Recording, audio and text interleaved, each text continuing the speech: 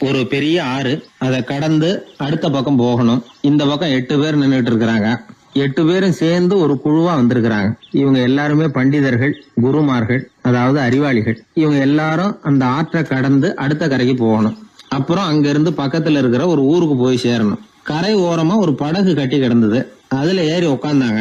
அது மூலமா அடுத்த கரைக்கு போய் சேர்ந்தாங்க. அங்க போய் கரையேறின உடனே அவங்களுக்குள்ள ஒரு விவாதம். அறிவாளிகள் இல்லையா, அதனால ஒருத்தர் சொன்னார், இந்த படகு நமக்கு உதவி செஞ்சிருக்குது. அது செஞ்ச உதவி மூலமா தான் நாம 8 பேரும் இந்த ஆற்றை கடந்து இந்த பக்கம் வந்திருக்கிறோம். இது செஞ்சிருக்கிற உதவிக்கு நாம நன்றி செலுத்தணும், பதில் மரியாதை செய்யணும். அதை எப்படி செய்யறது அப்படின்னார். இன்னொருத்தர் அதுக்கு ஒரு யோசனை சொன்னார். நமக்கு உதவி செஞ்சிருக்கிற இந்த படகுக்கு மரியாதையும் நன்றியும் செலுத்துகிற முறையில அதை நாம எல்லாரும் நம்ம தலைமையில சுமந்துகிட்டு போறதுதான் நியாயம். ஏன்னா நம்ம அது சுமந்தது இல்லையா, அதுக்கு பதிலா நாம அதை சுமக்கணும். அதுதான் சரியான நன்றியா இருக்கும் அப்படின்னார். இதுதான் சரியான யோசனைன்னு எல்லாரும் ஒத்துக்கிட்டாங்க. அவ்வளவுதான். உடனே அந்த படகை தூக்கி தலையில வச்சுக்கிட்டு 8 பேர் நடக்க ஆரம்பிச்சிட்டாங்க. அப்படியே அவங்க போக வேண்டிய கிராமத்துக்கு போய் சேர்ந்தாங்க. அந்த ஊர் மக்களுக்கு இது வேடிக்கையா இருந்தது. ஆச்சரியமா அவங்கள பார்த்தாங்க. ஏங்க, எதுக்காக இப்படி செய்யறீங்க அப்படின்னு கேட்டிருக்கிறாங்க. படகுங்கிறது மனிதர்களை கரை சேர்க்கறதுக்காகத்தானே இருக்குது. நாம அதை எதுக்காக சுமக்கணும்? அதை ஆற்றங்கரையிலேயே விட்டுட்டு வந்திருக்கலாமே அப்படின்னாங்க. இதுக்கு அந்த 8 பேர்ல ஒருத்தர் சொன்னாராம், என்ன இப்படி சொல்றீங்க? உங்களுக்கு நன்றி உணர்வே கிடையாதா? நீங்க நன்றி கெட்டவங்களா இருக்கிறீங்க, நாங்க நன்றி உடையவர்களா இருக்கிறோம். நன்றி உடைமை அப்படின்னா என்னன்னு எங்களுக்கு தெரியும். அதனாலதான் எங்களை கரை சேர்த்த படகுக்கு நாங்க நன்றி செலுத்துறோம். இந்த படகு எப்பவும் எங்க தலைமையிலதான் இருக்கும் அப்படின்னார். இது புத்தர் சொன்ன ஒரு கதை. வழி இருக்கு பாருங்க, அதையே முடிவுன்னு நினைச்சு வாழ்நாள் பூரா புடிச்சுக்கிட்டு மனிதர்கள் துன்பப்படுறாங்க அப்படிங்கறது அவருடைய கருத்து. ஒரு மனிதன் ஜபம் பண்றான், வழிபாடு பண்றான், அது மூலமா ஒரு விழிப்புணர்வு கிடைச்சுட்டுதுன்னு வச்சுக்கோங்க. அதுக்கப்புறம் எதுக்கு அந்த ஜபமும் வழிபாடும்? தூக்கி எறிஞ்சிட வேண்டியதானே. ஆனா மனுஷன் அப்படி பண்றது இல்ல. வழிபாட்டையே லட்சியமா வச்சுக்கிட்டு அதையே கெட்டியா புடிச்சுக்குவான். அந்த ஜபத்துக்கு அவன் ஒரு கைதி ஆயிடுறான். அதனால அதை விட்டுட்டு அவனால வெளியில வர முடியல. வழிபாடு மூலமா சாதிச்சுடலாம் அப்படின்னு நினைக்கிறது தப்பு அப்படிங்கிறார் ஓஷோ. ஜபம்ங்கிறது ஒரு முள். காலில் குத்துன முள்ள எடுக்கிறதுக்கு இன்னொரு முள்ள பயன்படுத்துறோம்.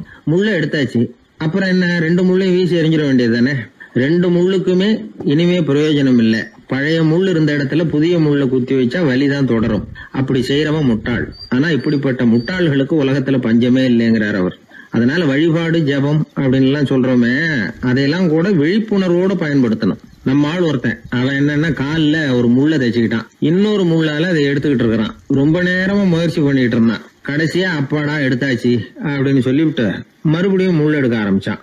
என்னப்பா இது, அதுதான் முள்ள எடுத்துட்டியே, அதுக்கப்புறம் என்னத்துக்கு முயற்சி பண்ணிட்டு இருக்கிறேன்னு கேட்டாங்க. இதுக்கு அவன் சொல்றான், ஏற்கனவே தச்சிருந்த முள்ளை எப்பவோ எடுத்துட்டேன், அதை எடுக்கிறதுக்காக உபயோகப்படுத்திக்கிட்டு இருந்தேனே இன்னொரு முள்ளு, அது இப்போ உள்ள மாட்டிக்கிட்டு இருக்குது, அதனாலதான் மறுபடியும் முதல்ல இருந்து ஆரம்பிக்கிறேன் அப்படின்னா. இப்படி வாழ்க்கையில முதல்ல இருந்து ஆரம்பிக்கிறவர்களும் அதிகம், முதல்லயே இருந்துகிட்டு இருக்கிறவங்களும் அதிகம். வாழ்க்கையில படிப்படியா முன்னேறணும், வாழ்க்கையை புரிஞ்சுக்கிட்டு முன்னேறணும். அதுக்கு இந்த பெரியவர்கள் சொல்லுகிற தத்துவத்தை எல்லாம் சரியா புரிஞ்சுக்கிட்டு அது பிரகாரம் நாம நடக்கணும். ஒரு பெரிய இடத்து பொண்ணு நிறைய படிச்சிருக்கிறா, பட்டங்கள் எல்லாம் வாங்கியிருக்கிறா, வேலைக்கு எதுக்கும் போகல, அதுக்கு அவசியமும் இல்லை, வசதியான குடும்பம். அந்த பொண்ணுக்கு பொழுதுபோக்கு என்ன தெரியுமா? பத்திரிகை படிக்கிறது, தொலைக்காட்சி பார்க்கறது, வானொலி கேட்கறது, இதுதான் பொழுதுபோக்கு. முக்கியமா அதுல வர்ற விளம்பரங்களை கவனிக்கிறது. சந்தைக்கு ஏதாவது புதுசா பொருள் வந்திருந்தா உடனே காரை எடுத்துட்டு போக வேண்டியது, அதை வாங்கிட்டு வந்துட வேண்டியது. ஒரு நாள் அது மாதிரி ஒரு விளம்பரம் கண்ணில் பட்டது. புதுமையான சமையல் செய்யக்கூடிய சாதனம் ஒன்று வந்திருக்கிறதாக செய்தி. உடனே அதை வாங்கணும்னு ஆசை. வழக்கம் போல அன்னைக்கு சாயந்தரமே காரை எடுத்துட்டு புறப்பட்டா. பார்த்தா விலை அதிகம்தான், இருந்தாலும் அதை பற்றியெல்லாம் கவலைப்படல. அதிக விலை கொடுத்து அந்த சமையல் இயந்திரத்தை வாங்கிட்டு வந்துட்டா. ஒரு பெரிய அழகான அட்டைப்பெட்டிக்குள்ள அது இருந்தது. துண்டு துண்டு பாகங்களா அதுக்குள்ள அடுக்கி வைக்கப்பட்டிருந்தது. அதை ஒன்னோட ஒன்று சேர்த்து முழு இயந்திரமா ஆக்கிய வேண்டியது நம்ம வேலை. அதெல்லாம் எப்படி ஒன்று சேர்க்கறது? அதுக்காக ஒரு கையேடு அது உள்ளே வச்சிருக்கிறாங்க. அந்த பொண்ணு வீட்டுக்கு வந்தா அட்டைப்பூட்டியை பிரிச்சா, ஒவ்வொரு துண்டு பாகத்தை எடுத்து வெளியில வச்சா, பக்கத்துல அந்த விவர புத்தகத்தை வச்சுக்கிட்டா. அது பிரகாரம் அந்த பாகங்களை இணைச்சு பார்த்தா சரியா வரல. மறுபடியும் எல்லாத்தையும் பிரிச்சு பரப்பி வச்சுட்டு ஆரம்பத்துல இருந்து வர்றா, அப்பவும் சரியா வரல. சரி, நேரம் அந்த கடைக்கு போய் அங்கிருந்தே ஒரு ஆளை அழைச்சிட்டு வந்துருவோம் அப்படின்னு சொல்லி காரை எடுத்துட்டு அவ புறப்பட்டா. கடையில இருந்து ஒரு ஆளை கையோட அழைச்சிட்டு வந்தா. 2 பேரும் வந்து சேர்ந்தாங்க. அங்க அவங்களுக்காக ஒரு ஆச்சரியம் காத்துக்கிட்டு இருக்கு வீட்டுல. என்ன ஆச்சுன்னா, அந்த சமையல் இயந்திரம் அழகா கோக்கப்பட்டு அங்க இருக்குது. அது மட்டும் இல்ல, அதுல சமையல் வேலையும் நடந்துகிட்டு இருக்குது. யார் அதை பண்ணது? அவளுக்கு ஆச்சரியம். சமையல் வேலை செய்கிற பணிப்பெண் அங்க வந்தா. வேலை செய்யறவோ, நான் தான் அதை செஞ்சேன்னா. அந்த பொண்ணுக்கு படிக்க தெரியாது, பள்ளிக்கூடத்துக்கே போனதில்லை, சமைக்க தெரியும், அவ்வளவுதான். படிப்பறிவு இல்லாத காரணத்தினால அந்த குறிப்பு புத்தகத்தையும் அவளால படிச்சிருக்க முடியாது. எப்படி இதை பொறுத்தனே அப்படின்னு ரொம்ப ஆச்சரியமா கேட்டாகோ. அந்த விவரம் தெரியாத பொண்ணு, பணி பொண்ணு சொல்றா, படிப்பறிவு இல்லாத போது மூளையை பயன்படுத்த வேண்டிய கட்டாயம் ஏற்படுது, வேற ஒண்ணும் இல்லை அப்படின்னாலாம். படிப்பு மூலமா அறிவை சேகரிச்சுக்கலாம், புத்திசாலித்தனத்தை சேகரிக்க முடியாது. தகவல் அறிவுங்கிறது ஞானம் ஆகாது அப்படின்னு சொல்லுவாங்க. அதுதான் இதுல முக்கியம். நம்மளும் ஒருத்தன் ரயில்ல பிரயாணம் பண்ணா, ராத்திரி பூரா பயணம், விடிஞ்சதும் பார்த்தா அவன் பொட்டியை காணல, யாரை திருடிட்டு போட்டாங்க. அதுக்காக அவன் கவலைப்படணும்ல, கவலைப்படல, சிரிச்சுக்கிட்டு இருக்கிறான். எதிரில் இருந்தவர் கேட்டார், ஏங்க பெட்டியை அவனோ எடுத்துட்டு போயிட்டானே, அதுக்காக கவலைப்படலையா நீங்க அப்படின்னார். நான் எதுக்காக கவலைப்படணும், அதோட சாவி என்கிட்ட தானே இருக்கு அப்படின்னு நானும். இவன் தந்தியை விட வேகமா போகக்கூடியது எது அப்படின்னு கேட்டார் ஒருத்தர். வதந்தின்னார் இன்னொருத்தர். அவர் அப்படி சொன்னதுல ஒன்னும் தப்பு இல்ல. வதந்தி வேகமா பரவறதுக்கு என்ன காரணம்? 1க்கு 2 மிகைப்படுத்தி சொல்ற மனுஷ சுபாவம் ஒரு காரணம், சொல்றத அப்படியே நம்புறது இன்னொரு காரணம். எப்பொருள் யார் யார் வாய் கேட்பினும் அப்பொருள் மெய்ப்பொருள் காண்பது அறிவு அப்படின்னாரு வள்ளுவர். யாரு எதை சொன்னாலும் அதை அப்படியே நம்ப கூடாது, அறிவு வேலை செய்யணும். அதுல எந்த அளவுக்கு உண்மை இருக்குது அப்படின்னு கண்டுபிடிக்கணும். முக்கியமான பொறுப்புல உள்ளவங்களுக்கு எல்லாம் இது ரொம்ப முக்கியமா தேவைப்படுகிற ஒரு தகுதி. ஒரு நாட்டுல ஒரு சாதாரண ஆள் ஒருத்தன் இருந்தான். அவங்கிட்ட ஒரு கழுதை இருந்தது, ரொம்ப பிரியமா வளர்த்தான். அவனுக்கு அது ரொம்ப நெருக்கமான நண்பன். வேற மனுஷங்க யாரும் கிடைக்கல போல இருக்குது. அந்த கழுதைக்கு கந்தர்வசேனன் அப்படின்னு பேர் வச்சான். அந்த பேரை சொல்லிதான் அவன் அதை கூப்பிடுறது வழக்கம். அவ்வளவு பிரியமா வளர்த்த அந்த கழுதை ஒரு நாள் திடீர்னு செத்து போச்சு. எப்படி இருக்கும் அவனுக்கு? ரொம்ப சங்கடப்பட்டான், சாப்பிட கூட பிடிக்கல. அவனுக்கு முகத்தை வந்து மூணு வச்சுக்கிட்டு அவன் பாட்டு உட்காந்துருக்கிறான். இந்த நேரம் பார்த்து அவனுக்கு வேண்டியப்பட்ட ஒருத்தன் அந்த பக்கமா வந்தான். அவனை பார்த்தான். ஏன்டா அப்படி உட்காந்துருக்கிற அப்படின்னு கேட்டான். கந்தர்வசேனன் செத்து விட்டதா சொல்லி குலுங்கி அழ ஆரம்பிச்சுட்டான் இவன். கந்தர்வசேனன் யாருன்னு கேட்டான் இவன். இப்படி கேட்ட உடனே அவன் இன்னமும் சத்தம் போட்டு ஒவ்வொன்னு கத்த ஆரம்பிச்சுட்டான். துக்கம் அதிகமாயிட்டுது.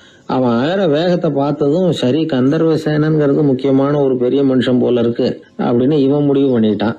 நம்ம ஃப்ரெண்டோட துக்கத்தை நாமளும் பகிர்ந்துக்கணும்னு நினைச்சான். உடனே தலையை மொட்டை அடிச்சுக்கிட்டான், மீசை எடுத்துட்டான், கருப்பு உடை போட்டுக்கிட்டான். கந்தர்வசேனன் இறந்த செய்தி இப்படி காத்து வாக்குல பரவ ஆரம்பிச்சது ஊர் பூரா. ஊர்ல உள்ளவங்க எல்லாம் இந்த செய்தியை கேட்டதும் அவங்களும் தலையை மொட்டை அடிச்சுக்கிட்டு கருப்பு துணி போட்டுக்க ஆரம்பிச்சுட்டாங்க. ஒரே நாள்ல நகரம் பூராவும் துக்கத்துல ஆழ்ந்து போச்சு. எங்க பார்த்தாலும் மொட்டை தலை, கருப்பு துணி. அந்த நாட்டு அமைச்சர் இதை பார்த்தார். ஜனங்கள்லாம் வருத்தமா இருக்கிறாங்களே அப்படின்னு நினைச்சு சில பேரை கூப்பிட்டு விசாரிச்சார், என்ன விஷயம் அப்படின்னு. கந்தர்வசேனன் செத்துட்டார், அதனாலதான் இப்படி துக்கம் அனுஷ்டிக்கிறோம் அப்படின்னாங்க. அவராவது கொஞ்சம் யோசனை பண்ணி பார்த்திருக்கலாம்ல. கந்தர்வசேனன்னு சொல்றீங்களே, யார் அது அப்படின்னு விசாரிக்கலாம்ல. விசாரிக்கல. மக்கள் துயரத்துல நாமளும் பங்கு எடுத்துக்கணும் அப்படின்னு தான் அவர் நினைச்சார். அவரும் உடனே மொட்டை அடிச்சுக்கிட்டு கருப்பு சட்டை போட்டு ஆரம்பிச்சுட்டார். அமைச்சர் இப்படி இருக்காருங்கிற செய்தி அரசருக்கு எட்டிச்சு. அவரு என்ன பண்ணாரு, அவரும் மொட்டை போட்டுக்கிட்டு தூக்கம் அனுஷ்டிக்க ஆரம்பிச்சுட்டார். அன்னைக்கு ராத்திரி ராஜா மொட்டை தலையோட அந்த புறத்துக்கு வர்றார், முகத்தை முன்னு வச்சுக்கிட்டு. ராணி பார்த்தாங்க. என்னங்க இது, என்ன விஷயம், உங்க துக்கத்துக்கு என்ன காரணம்னு கேட்டாங்க. ராஜா ரொம்ப கவலையோட, கந்தர்வசேனன் செத்துட்டாராம், ஜனங்கள்லாம் வருத்தத்துல இருக்கிறாங்க, அதனால நானும் அவங்களோட துக்கத்துல பங்கெடுத்துக்கிறேன், ஒரு ராஜாவோட கடமை இல்லையா அது அப்படின்னார். அது சரி, கந்தர்வசேனன் யாரு, உங்க அப்பாவா அண்ணனா, எதுக்காக தலைய மொட்டை அடிச்சிங்க அப்படின்னு கேட்டாங்க ராணி. அதுக்கப்புறம் தான் ராஜா யோசிக்க ஆரம்பிச்சார். ஆமா, அதுவும் சரிதானே, நாம என்னத்துக்கு அவசரப்பட்டு இப்படி பண்ணோம் அப்படின்னு சொல்லி நினைச்சுக்கிட்டு அதுக்கப்புறம் அமைச்சரை கூப்பிட்டார். அப்புறம் விவரம் கேட்டார், யாருங்க இது கந்தர்வசேனங்கிறது யாருன்னு கேட்டார். அவரும் அதுக்கப்புறம் தான் யோசிக்க ஆரம்பிச்சார். அவரு ஜனங்களை கூப்பிட்டு விசாரிச்சார். ஒவ்வொருத்தரா விசாரிச்சுக்கிட்டே கடைசியா அந்த ஆளுகிட்ட போய் சேர்ந்தாங்க. கந்தர்வசேனன் யாருன்னு கேட்டாங்க. என்னோட கழுதைன்னு அவன். ராஜாவும் மந்திரியும் தலையை தொங்க போட்டுக்கிட்டாங்க. எல்லாரும் சொல்றதையும் கண்ணை மூடிட்டு நம்ப ஆரம்பிச்சா கதை இப்படிதான் போய் முடியும். இந்த காலத்துல எல்லாம் சில பேர் சொல்ற விஷயம் கப்சா மாதிரி இருக்கும், ரீல் விடுறார் அப்படின்னு நினைப்போம். ஆனா அதுலயும் உண்மை இருக்கும். ஒருத்தர் ரொம்ப பெருமையா சொன்னார், சார் 10 பேர் ஒரே குடையில வந்தோம் சார், ஒரு சொட்டு தண்ணி கூட எங்க யார் மேலயும் படல சார் அப்படின்னார். 10 பேர் ஒரே குடையில வந்திருக்கிறாங்க, ஒரு சொட்டு தண்ணி கூட மேல படலையாம். பெருமையா சொன்னார். அது எப்படிங்கன்னு கேட்டோம். அவர் சொல்றாரு, ஏன்னா அப்ப மழையே பெய்யல சார் அப்படின்னார். நம்ம உடம்புல ரத்த அழுத்தம் இருக்குதே, அது நல்லதா கெடுதலா? உடனே அது கெடுதல்னு தான் சொல்லுவோம். ஆனா உண்மை அது இல்ல. இயற்கையா உள்ள ரத்த அழுத்தம் நம்ம உடம்புக்கு தேவையான ஒண்ணு. அந்த அழுத்தம் அதிகமா போனாதான் கெடுதல். அததான் நாம பிபின்னு சொல்றோம். ஆனா அது உண்மையிலேயே உயர் ரத்த அழுத்தம், ஹைப்பர் டென்ஷன். இதயம்ங்கிறது ஓயாம வேலை செஞ்சுக்கிட்டு இருக்கிற ஒரு பம்பு. இதயம் சுருங்கி ரத்தத்தை பம்பு செய்யறப்போ ரத்த அழுத்தம் கூடுதலா இருக்கும். இதுக்கு பேரு சிஸ்டாலிக் பிளட் பிரஷர் அப்படின்னு பேர். இதயம் விரிந்த நிலைக்கு திரும்புறப்ப ரத்த அழுத்தமும் குறையுது. இதுக்கு பேரு டயஸ்டாலிக் பிளட் பிரஷர் அப்படின்னு பேர். இப்படி இது மாறி மாறி இருக்கும். இந்த பிபி 140 90 இப்படின்லாம் சொல்றாங்கல்ல, இதுதான். சீரா இருக்க வேண்டிய ரத்த அழுத்தம் ஒரு அளவுக்கு மேல அதிகரிச்சுட்டா ஆபத்து ஆரம்பம்னு அர்த்தம். சரி, இந்த உயர் ரத்த அழுத்தம் உண்டாகிறதுக்கு என்ன காரணம்? இதனாலதான் இது வருதுன்னு ஒரு காரணத்தை குறிப்பிட்டு சொல்ல முடியாது. ஆனா வம்சாவளி காரணம், ரொம்ப டென்ஷனான சூழ்நிலையில வேலை செய்யறது, உடம்பு குண்டா இருக்கிறது, இதெல்லாம் இந்த ஹை பிபிக்கு துணை செய்யுது. அப்படிதான் எடுத்துக்க வேண்டியிருக்குது. இது கிருமியினால ஏற்படுற வியாதி இல்ல, உடம்புல ஏற்படுற ஒரு பழுது, அவ்வளவுதான். 40 வயசுக்கு மேலதான் பொதுவா இது பாதிக்கும். அதெல்லாம் சரி, ஒருத்தருக்கு உயர் ரத்த அழுத்தம் இருக்குது, அதை கட்டுப்படுத்துறதுக்கு வழி ஏதாவது உண்டா அப்படின்னா உண்டு. மருந்து கொடுத்தும் சரி பண்ணலாம். மருந்து இல்லாத சிகிச்சை முறைகளும் இருக்குது. இப்ப மருந்து சாப்பிடுறதுன்னா டாக்டர் கிட்ட போயிடலாம். அதுக்கு இப்ப சுமாரா 30 விதமான மருந்துகள் இருக்குதான்.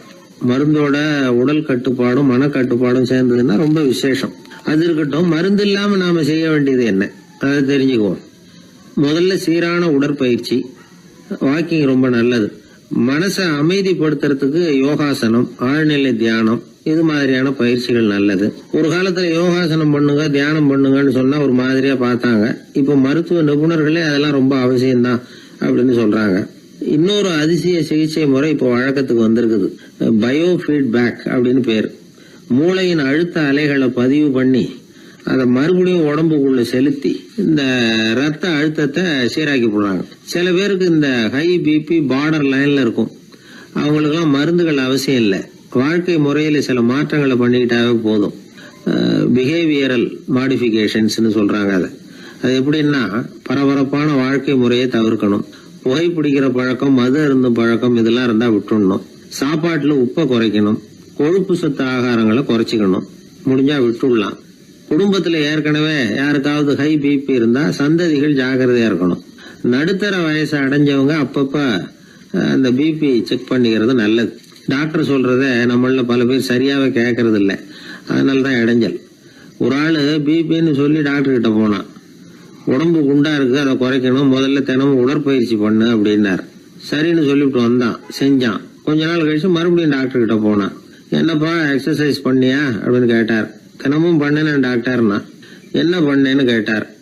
முன்னெல்லாம் சிகரெட்டை கடையில வாங்குவேன், இப்ப நான் அப்படி வாங்குறத விட்டுட்டேன். தினமும் நானே என் கையாலேயே உருட்டி தயார் பண்றேன் டாக்டர். இது ஒரு எக்ஸசைஸ் தானே அப்படின்னா. ஒரு தடவை கலைவாணர் NS கிருஷ்ணன் பேராசிரியர் கல்கியை சந்திச்சு பேசிக்கிட்டு இருந்தாராம். கலைவாணர் கல்கியை பார்த்து, எனக்கு கதை எழுத ஆசையா இருக்கு, எப்படி எழுதுறதுன்னு கேட்டாராம். கதை எழுதுறதுக்கு 4 மை வேணும்னாராம் கல்கி. அப்படியா, அப்படின்னா என்னென்ன கலர் மை அப்படின்னு கேட்டிருக்காரு கலைவாணர் சிரிச்சுக்கிட்டே. நான் சொன்னது கலர் மை இல்ல, அது வேற மை. அதாவது கதை எழுதுறதுக்கு தேவைப்படுகிற 4 மை எதுன்னா, 1 திறமை, 2 பேணாமை, 3வது தனிமை, 4வது பொறுமை அப்படின்னாராம். உடனே கலைவாணர், உங்க யோசனை அருமை அப்படின்னாராம். அதுதான் கலைவாணர். பொதுவா எழுத்தாளர்கள் எழுதுற மாதிரி நடந்துக்கிறது இல்ல. ஆனா கலைவாணர் என்ன சொல்லுவாரோ அதே மாதிரி நடந்துக்குவார். எல்லாருக்கும் எல்லாம் கிடைக்கணுங்கிற கருத்தை சினிமா படங்கள்ல வலியுறுத்துவார். அதே மாதிரி நடைமுறை வாழ்க்கையிலேயும் எல்லாருக்கும் எல்லாமும் கொடுப்பார். பணம், பதவி, புகழ் இப்படி எதுவுமே இல்லாத ஒரு சாதாரண மனுஷனா இருந்தா கூட இவர் மனுஷனுக்கு கொடுக்கற மரியாதையில கொஞ்சமும் குறைச்சல் இருக்காது. இந்த குணம் சாதாரணமா எல்லாருக்கும் இருக்கிறது இல்ல. அவரு சினிமா தியேட்டருக்கு போய் சினிமா பாக்குறது வழக்கம். அவரு வந்திருக்கிறாருங்கிறது தெரிஞ்சா போதும், வெளியில பிச்சைக்காரங்க கூடிடுவாங்க. இது அவருக்கு தெரியும். வெளியில நம்மளை நம்பி ஒரு கூட்டம் காத்துக்கிட்டு இருக்குமேன்னு நினைப்பார். உடனே ஒரு 100 ரூபா நோட்டை கொடுத்து சில்லறையா மாத்திட்டு வர சொல்லுவார். படம் முடிஞ்சு வெளியில வர்றப்போ சில்லறையோட வருவார். எல்லாருக்கிட்டையும் கொடுத்துருவார். ஏன்னா எல்லாரும் தேடிட்டு வருவாங்க அவரை. என்ன எல்லாரும் சௌக்கியமா இருக்கிறீங்களா அப்படின்னு பிரியமா விசாரிப்பார். ஏதோ ரொம்ப நெருங்கின சொந்தக்காரங்களை விசாரிக்கிறது மாதிரி விசாரிப்பாரு. தன்கிட்ட இருக்கிற சில்லறையை எல்லாருக்கும் சமமா பிரிச்சு கொடுத்துட்டு தான் அங்கிருந்து புறப்படுவார். ஒரு நாள் அது மாதிரி புறப்படுற சமயத்துல ஒரு சின்ன பையனுக்கு சில்லறை எதுவும் கிடைக்கல கொடுக்கறதுக்கு. இது கலைவாணருக்கு தெரியாது. கார்ல ஏறி புறப்பட்டு போயிட்டார். அந்த பையன் காரை புடிச்சுக்கிட்டு பின்னாடியே ஓடியாந்துருக்கிறான். ஐயா, நீங்களே இல்லைன்னு சொன்னா நான் என்ன பண்றது? இன்னைக்கு பட்னி தான், அம்மாவுக்கு வேற உடம்பு சரியில்லை அப்படின்னு கத்திக்கிட்டே ஓடியாந்தானா. கலைவாணர் கவனிச்சுட்டார். உடனே காரை நிறுத்த சொன்னார். இறங்கினார். அந்த சின்ன பையனை கட்டி பிடிச்சிக்கிட்டு என்ன மன்னிச்சுக்கப்பா, நான் கவனிக்காம வந்துட்டேன் அப்படின்னு சொல்லி அழ ஆரம்பிச்சுட்டாராம். இன்னொரு தடவை இதே மாதிரி ஒரு தியேட்டர்ல இருந்து வெளியில வந்திருக்கிறார். ஒரு ஆள் அவர்கிட்ட வந்து நின்றுருக்கார். அவர் கொடுக்கறதுக்கு இவர்கிட்ட பணம் இல்ல. பணம் இல்லையாப்பா அப்படின்னாராம். உங்ககிட்டயே இல்லையா அப்படின்னாராம் அவரு. கலைவாணருக்கு மனசு ரொம்ப சங்கடமா போச்சு. உடனே புறப்பட்டு வீட்டுக்கு போனார். அங்க இங்க தேடி பார்த்து அங்க இருந்த கொஞ்சம் நெஞ்ச சில்லறை எடுத்தார். காரு டிரைவரை கூப்பிட்டார். தியேட்டர் வாசல்ல நின்றுகிட்டு இருந்த ஆசாமியோட அங்க அடையாளங்களை சொன்னார். காரை எடுத்துட்டு போய் அந்த ஆளை கண்டுபிடிச்சு இந்த காசை கொடுத்துட்டு வா அப்படின்னு அனுப்பி வச்சாராம். பிச்சை போடுறதுக்காக காரை அனுப்புனதாக வேற யார பத்தியாவது நீங்க கேள்விப்பட்டிருக்கிறீங்களா? அவர் ஒரு வித்தியாசமான மனிதர், வித்தியாசமான கலைஞர். கலைவாணரோட சகோதரர் கல்யாணம் நடந்தது. அதுல தியாகராஜ பாகவதர் கச்சேரி முடிஞ்ச உடனே அதுல சம்பந்தப்பட்ட கலைஞர்களுக்கெல்லாம் கலைவாணர் பரிசுகள் கொடுக்கிறார். அந்த கச்சேரியில கடம் வாசிச்சவருக்கு மட்டும் மத்த எல்லாருக்கும் கொடுத்ததை விட பெருசா ஒரு வெள்ளி கோப்பையை பரிசா கொடுத்தாராம். மத்தவங்களுக்கு எல்லாம் சின்னதா கொடுத்துட்டு கட வித்துவானுக்கு மட்டும் பெருசா பரிசு கொடுக்குறீங்களே ஏன்னு கேட்டிருக்கிறாங்க. அதுக்கு கலைவாணர் விளக்கம் கொடுத்தாராம். இப்பெல்லாம் ரயில்ல கூட்டம் அதிகங்கிறது உங்களுக்கு எல்லாருக்கும் தெரியும். இந்த வித்வான் இவ்வளவு பெரிய மண்பானைய ரயில்ல ரொம்ப பத்திரமா உடையாம ரொம்ப தூரத்துல இருந்து கொண்டு வந்திருக்கிறாரே, அது என்ன சாமான்யமான காரியமா? அவரோட அந்த சாமர்த்தியத்தை பாராட்டுறதுக்காக தான் அவருக்கு இவ்வளவு பெரிய பரிசு அப்படின்னா. ஒரு மனிதன் கோபப்படும் பொழுது அவனை நல்லா கவனிச்சு பாருங்க. ஏதாவது ஒரு மிருகத்தின் சாயல் அவன் முகத்துல தெரியும். முகம் அழகா இருக்கிறது எப்போ? அவன் புன்னகையோட இருக்கிறப்பதான். கோபமா இருக்கிறப்ப முகம் அழகா இருக்காது. சார் கோபத்துல இருக்கார், இந்த கோபம் குறையறதுக்குள்ள ஒரு போட்டோ எடுத்துருங்க, அழகா இருக்கும் அப்படின்னு யாரும் சொல்றது இல்ல. போட்டோ எடுக்கிறவர் கூட எடுக்கிறதுக்கு முன்னாடி முகத்தை கொஞ்சம் சிரிச்ச மாதிரி வச்சுங்க சார் அப்படின்னு தான் சொல்லுவார்.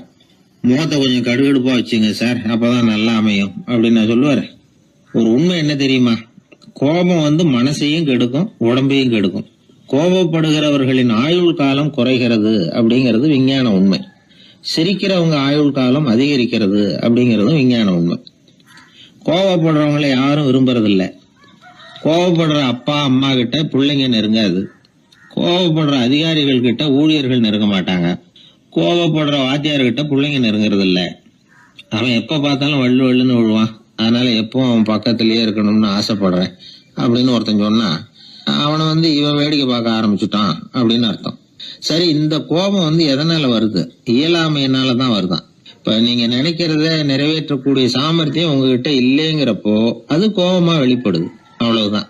திறமை உள்ளவன் கோபப்பட வேண்டிய அவசியமே இல்லை. ஒரு உண்மையான கவிஞன் கிட்ட போய் ஒரு கவிதை எழுதி கொடுங்க அப்படின்னு சொன்னா அவன் உடனே எரிச்சல் அடையக்கூடாது. எரிச்சல் வந்தா அது அவனுடைய இயலாமையை காட்டுது. சிற்பி சிலை செதுக்கிறதுக்கு கோபப்படக்கூடாது. ஒரு அதிகாரி சொன்னார், நீங்க சொல்றதெல்லாம் சார் தான் சார், இருந்தாலும் கோவப்படலைன்னா வேலை நடக்காது சார், அதனாலதான் தினமும் ஆபீஸ்ல கத்திட்டு கிடக்குறேன் அப்படின்னார். ஆனா உண்மை என்ன தெரியுமா? கத்துறதுனால கத்துறதுதான் நடக்குமே தவிர காரியம் நடக்காது. வேலை நடக்கிறது மாதிரி ஒரு பாவனை நடக்கும், அவ்வளவுதான். தவறு செய்கிறவர்களுக்கு தண்டனை கத்துறது மட்டும் இல்ல, திட்டு வாங்குற யாரும் தான் செஞ்சது தவறுதான் அப்படின்னு ஒத்துக்கிறது இல்ல. அத அவங்க உணர்றதும் இல்ல. அப்படி இருக்கிறப்போ திட்டுறதுனால என்ன பிரயோஜனம்? திட்டுறது நோக்கம் என்ன? திட்டு வாங்குறவங்க திருந்தணும்ங்கிறது தானே. நோக்கம் நிறைவேறாதுன்னா எதுக்காக கத்தணும்? திட்டுறது மூலமாவே ஒருத்தனை திருத்த முடியும்னா திருடுறவனை எல்லாம் கூப்பிட்டு கொஞ்ச நேரம் திட்டி போயிட்டு வாப்பா, இனிமே நீ திருந்திவிட்ட அப்படின்னு சொல்லி வச்சுடலாமே. இதுல நாம முக்கியமா புரிஞ்சுக்க வேண்டியது என்னன்னா, கோபம்ங்கிறது நாம அடுத்தவங்களுக்கு கொடுக்கிற தண்டனை இல்ல, அது நமக்கு நாமே கொடுத்துக்கிற ஒரு தண்டனை. அடுத்தவங்களை திருத்துறதாக நினைச்சுக்கிட்டு நம்ம நாமே கெடுத்துக்கிற ஒரு முயற்சி. நம்ம மனசு கெட்டு போகுது, நம்ம உடம்பு கெட்டு போகுது, அதுதான் கண்ட பலன். நம்ம ஆள் ஒருத்தன் சொன்னான், நான் கோபம் வந்துட்டுதுன்னா அதை மனிதர்கள் மேல காட்ட மாட்டேன் சார், அவங்கள திருத்த முடியாதுன்னு எனக்கு தெரியும் அப்படின்னா.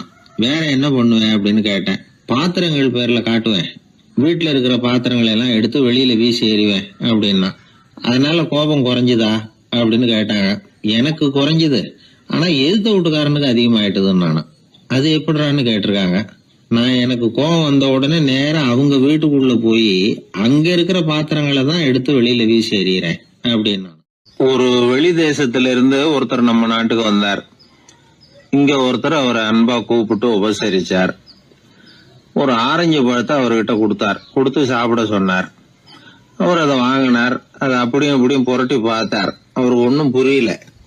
ஏன்னா அவர் தேசத்துல அது இல்ல போல இருக்கு. என்ன செய்யறதுன்னு அவருக்கு ஒன்னும் புரியல. அப்படியே கடிச்சு பார்த்தார். கசப்பா இருந்தது. தூக்கி எறிஞ்சுட்டார். அதை ஏன் தூக்கி எறிஞ்சுட்டீங்கன்னு கேட்டார் இவர். கசக்குது, அதை எப்படி சாப்பிடுறது அப்படின்னாரு அவரு. அது அப்படி சாப்பிடக்கூடாது, மேல உள்ள தோலை எடுத்து எரிஞ்சுடணும், இனிப்பான பகுதி உள்ள இருக்குது அப்படின்னு விவரம் சொன்னார் இவர். இப்படி சொன்னவர் ஒரு யோகி. வாழ்வின் வெளிப்பக்கத்திலேயே இருந்துகிட்டு இருந்தா கசப்பான பிரச்சனைகளையே சந்திக்க வேண்டியிருக்கும். உள்பக்கத்துக்கு போகணும், அப்பதான் அங்க இருக்கிற இனிப்பை உணர முடியும் அப்படிங்கிறார் அந்த யோகி. நாமெல்லாம் 2 வகையான வாழ்க்கை வாழறோமா. மேலோட்டமான வெளிப்படையா உள்ள வாழ்வுங்கிறது ஒண்ணு, உள்ளார்ந்த வாழ்வுங்கிறது ஒண்ணு. வாழ்வின் வெளிப்புறம் பிரச்சனைகளும் சவால்களும் நிறைஞ்சது, உள்புறம் அமைதியா இருக்கிறது. இந்த உள்பக்கத்துலதான் மகிழ்ச்சியான வாழ்வுக்கு தேவையான புதையல் இருக்குதான். யாரு கண்டா அந்த புதையலை? ஆழ்நிலை தியானம் எல்லாம் பண்றாங்கல்ல, அது எதுக்காக? அந்த புதையலை கண்டுபிடிக்கிறதுக்கு தான். நாம் அந்த உள்பக்கத்துக்கு போய் அங்க உள்ள ஊக்க சக்தியையும் புத்திசாலித்தனத்தையும் பொறுக்கி எடுத்துக்கிட்டு அன்றாட வாழ்க்கையில அதையெல்லாம் உபயோகப்படுத்தணும். மனசு ஒரு குரங்கு மாதிரி அலையுதுங்கிறோம், அதை கட்டுப்படுத்த முடியலங்கிறோம். மனசு அலையிறது உண்மைதான். தேனி எதுக்காக அலையுது? தேனுக்காக அலையுது. அது மாதிரிதான் மனசும் அலையுது. மகிழ்ச்சி, சாந்தி இதுகளை தேடி அலையுது. மனசை உள்பக்கமா அலைய விடணும். மகிழ்ச்சியான வாழ்வுக்கு என்னென்ன தேவைங்கிறத இந்த யோகி சொல்றார். ஊக்கம், புத்திசாலித்தனம், அமைதி, சாந்தம். இது எல்லாம் நம்ம கிட்ட நமக்குள்ளேயே இருக்குது. அதனாலதான் சொர்க்கம் நமக்குள்ளே இருக்குன்னு சொல்றது. புதையல நமக்குள்ளேயே வச்சுக்கிட்டு அதை தேடி புலம்பிக்கிட்டு இருக்கிறது ரொம்ப வேடிக்கைங்கிறார் அவர். இதெல்லாம் கேட்கறப்போ உங்கள பல பேருக்கு கோபம் கூட வரலாம். என்ன சார் இது, இன்று ஒரு தகவல்ல ஏதாவது உபயோகமா சொல்லுவீங்கன்னு பார்த்தா என்னமோ தத்துவம் எல்லாம் பேசிக்கிட்டு இருக்கிறீங்களேன்னு நினைக்கலாம் நீங்க. இதுவும் உபயோகமான விஷயம்தான். நாம தியானம் அது இதுன்னு எதுவும் பண்ணலன்னா கூட மனசுல அழுத்தமோ இறுக்கமோ இல்லாம எப்பவும் சந்தோஷமா இருக்கிறதுக்கு பழகிட்டா அதுவே போதும். ஏன்னா மன இறுக்கத்தினாலேயே ஏகப்பட்ட நோய்கள் வருதான். பெருவாரியான உடம்பு கோளாறுகளுக்கு வாழ்க்கையின் விரக்தியாலேயும் தோல்விகளாலேயும் ஏற்படுற மன இறுக்கம்தான் காரணம்ங்கிறது மருத்துவ ஆராய்ச்சி முடிவு. நான் இறுக்கம் இல்லாம இருக்கிறதுக்கு தான் பிரியப்படுறேன், இந்த சமூகம் அதுக்கு இடம் கொடுக்கலையே, என்ன பண்றது அப்படிங்கிறது சில பேரோட கேள்வி. இந்த சமூகத்தை சரி செய்ய வேண்டியது நாம தான். நம்மளை சரி பண்ணிக்க வேண்டியது நாம தான். நான் சரியா இருக்கிறேன், சமூகம் சரியில்லைன்னு அதை ஒதுக்கி பிரயோஜனம் இல்லை. ஒரு குடும்பஸ்தர், அவர் மனசுல எப்பவும் டென்ஷன். அவர் டென்ஷன் இல்லாம இருக்கிறதுக்கு பழகிக்கிட்டார். அதுக்கப்புறமா அவர் சொல்லுவார், நான் ஒன்னும் ஆழ்நிலை தியானம்லாம் பண்ணல, இருந்தாலும் என் மனசு எப்பவும் அமைதியா தான் இருக்குது. இவ்வளவுக்கும் எங்க வீட்டுல தினமும் என் சம்சாரத்துக்கும் எங்க அம்மாவுக்கும் சண்டை நடந்துகிட்டே தான் இருக்கும் அப்படிம்பார். அது சரிங்க, உங்க அம்மா ஒரு பக்கம், உங்க மனைவி ஒரு பக்கம், அவங்க 2 பேரும் சண்டை போடுறப்போ நீங்க எந்த பக்கம் இருப்பீங்க அப்படின்னு கேட்டார் ஒருத்தர். அந்த சமயம் நான் வீட்டுக்கு வெளிப்பக்கம் இருப்பேன் அப்படின்னார் அவர்.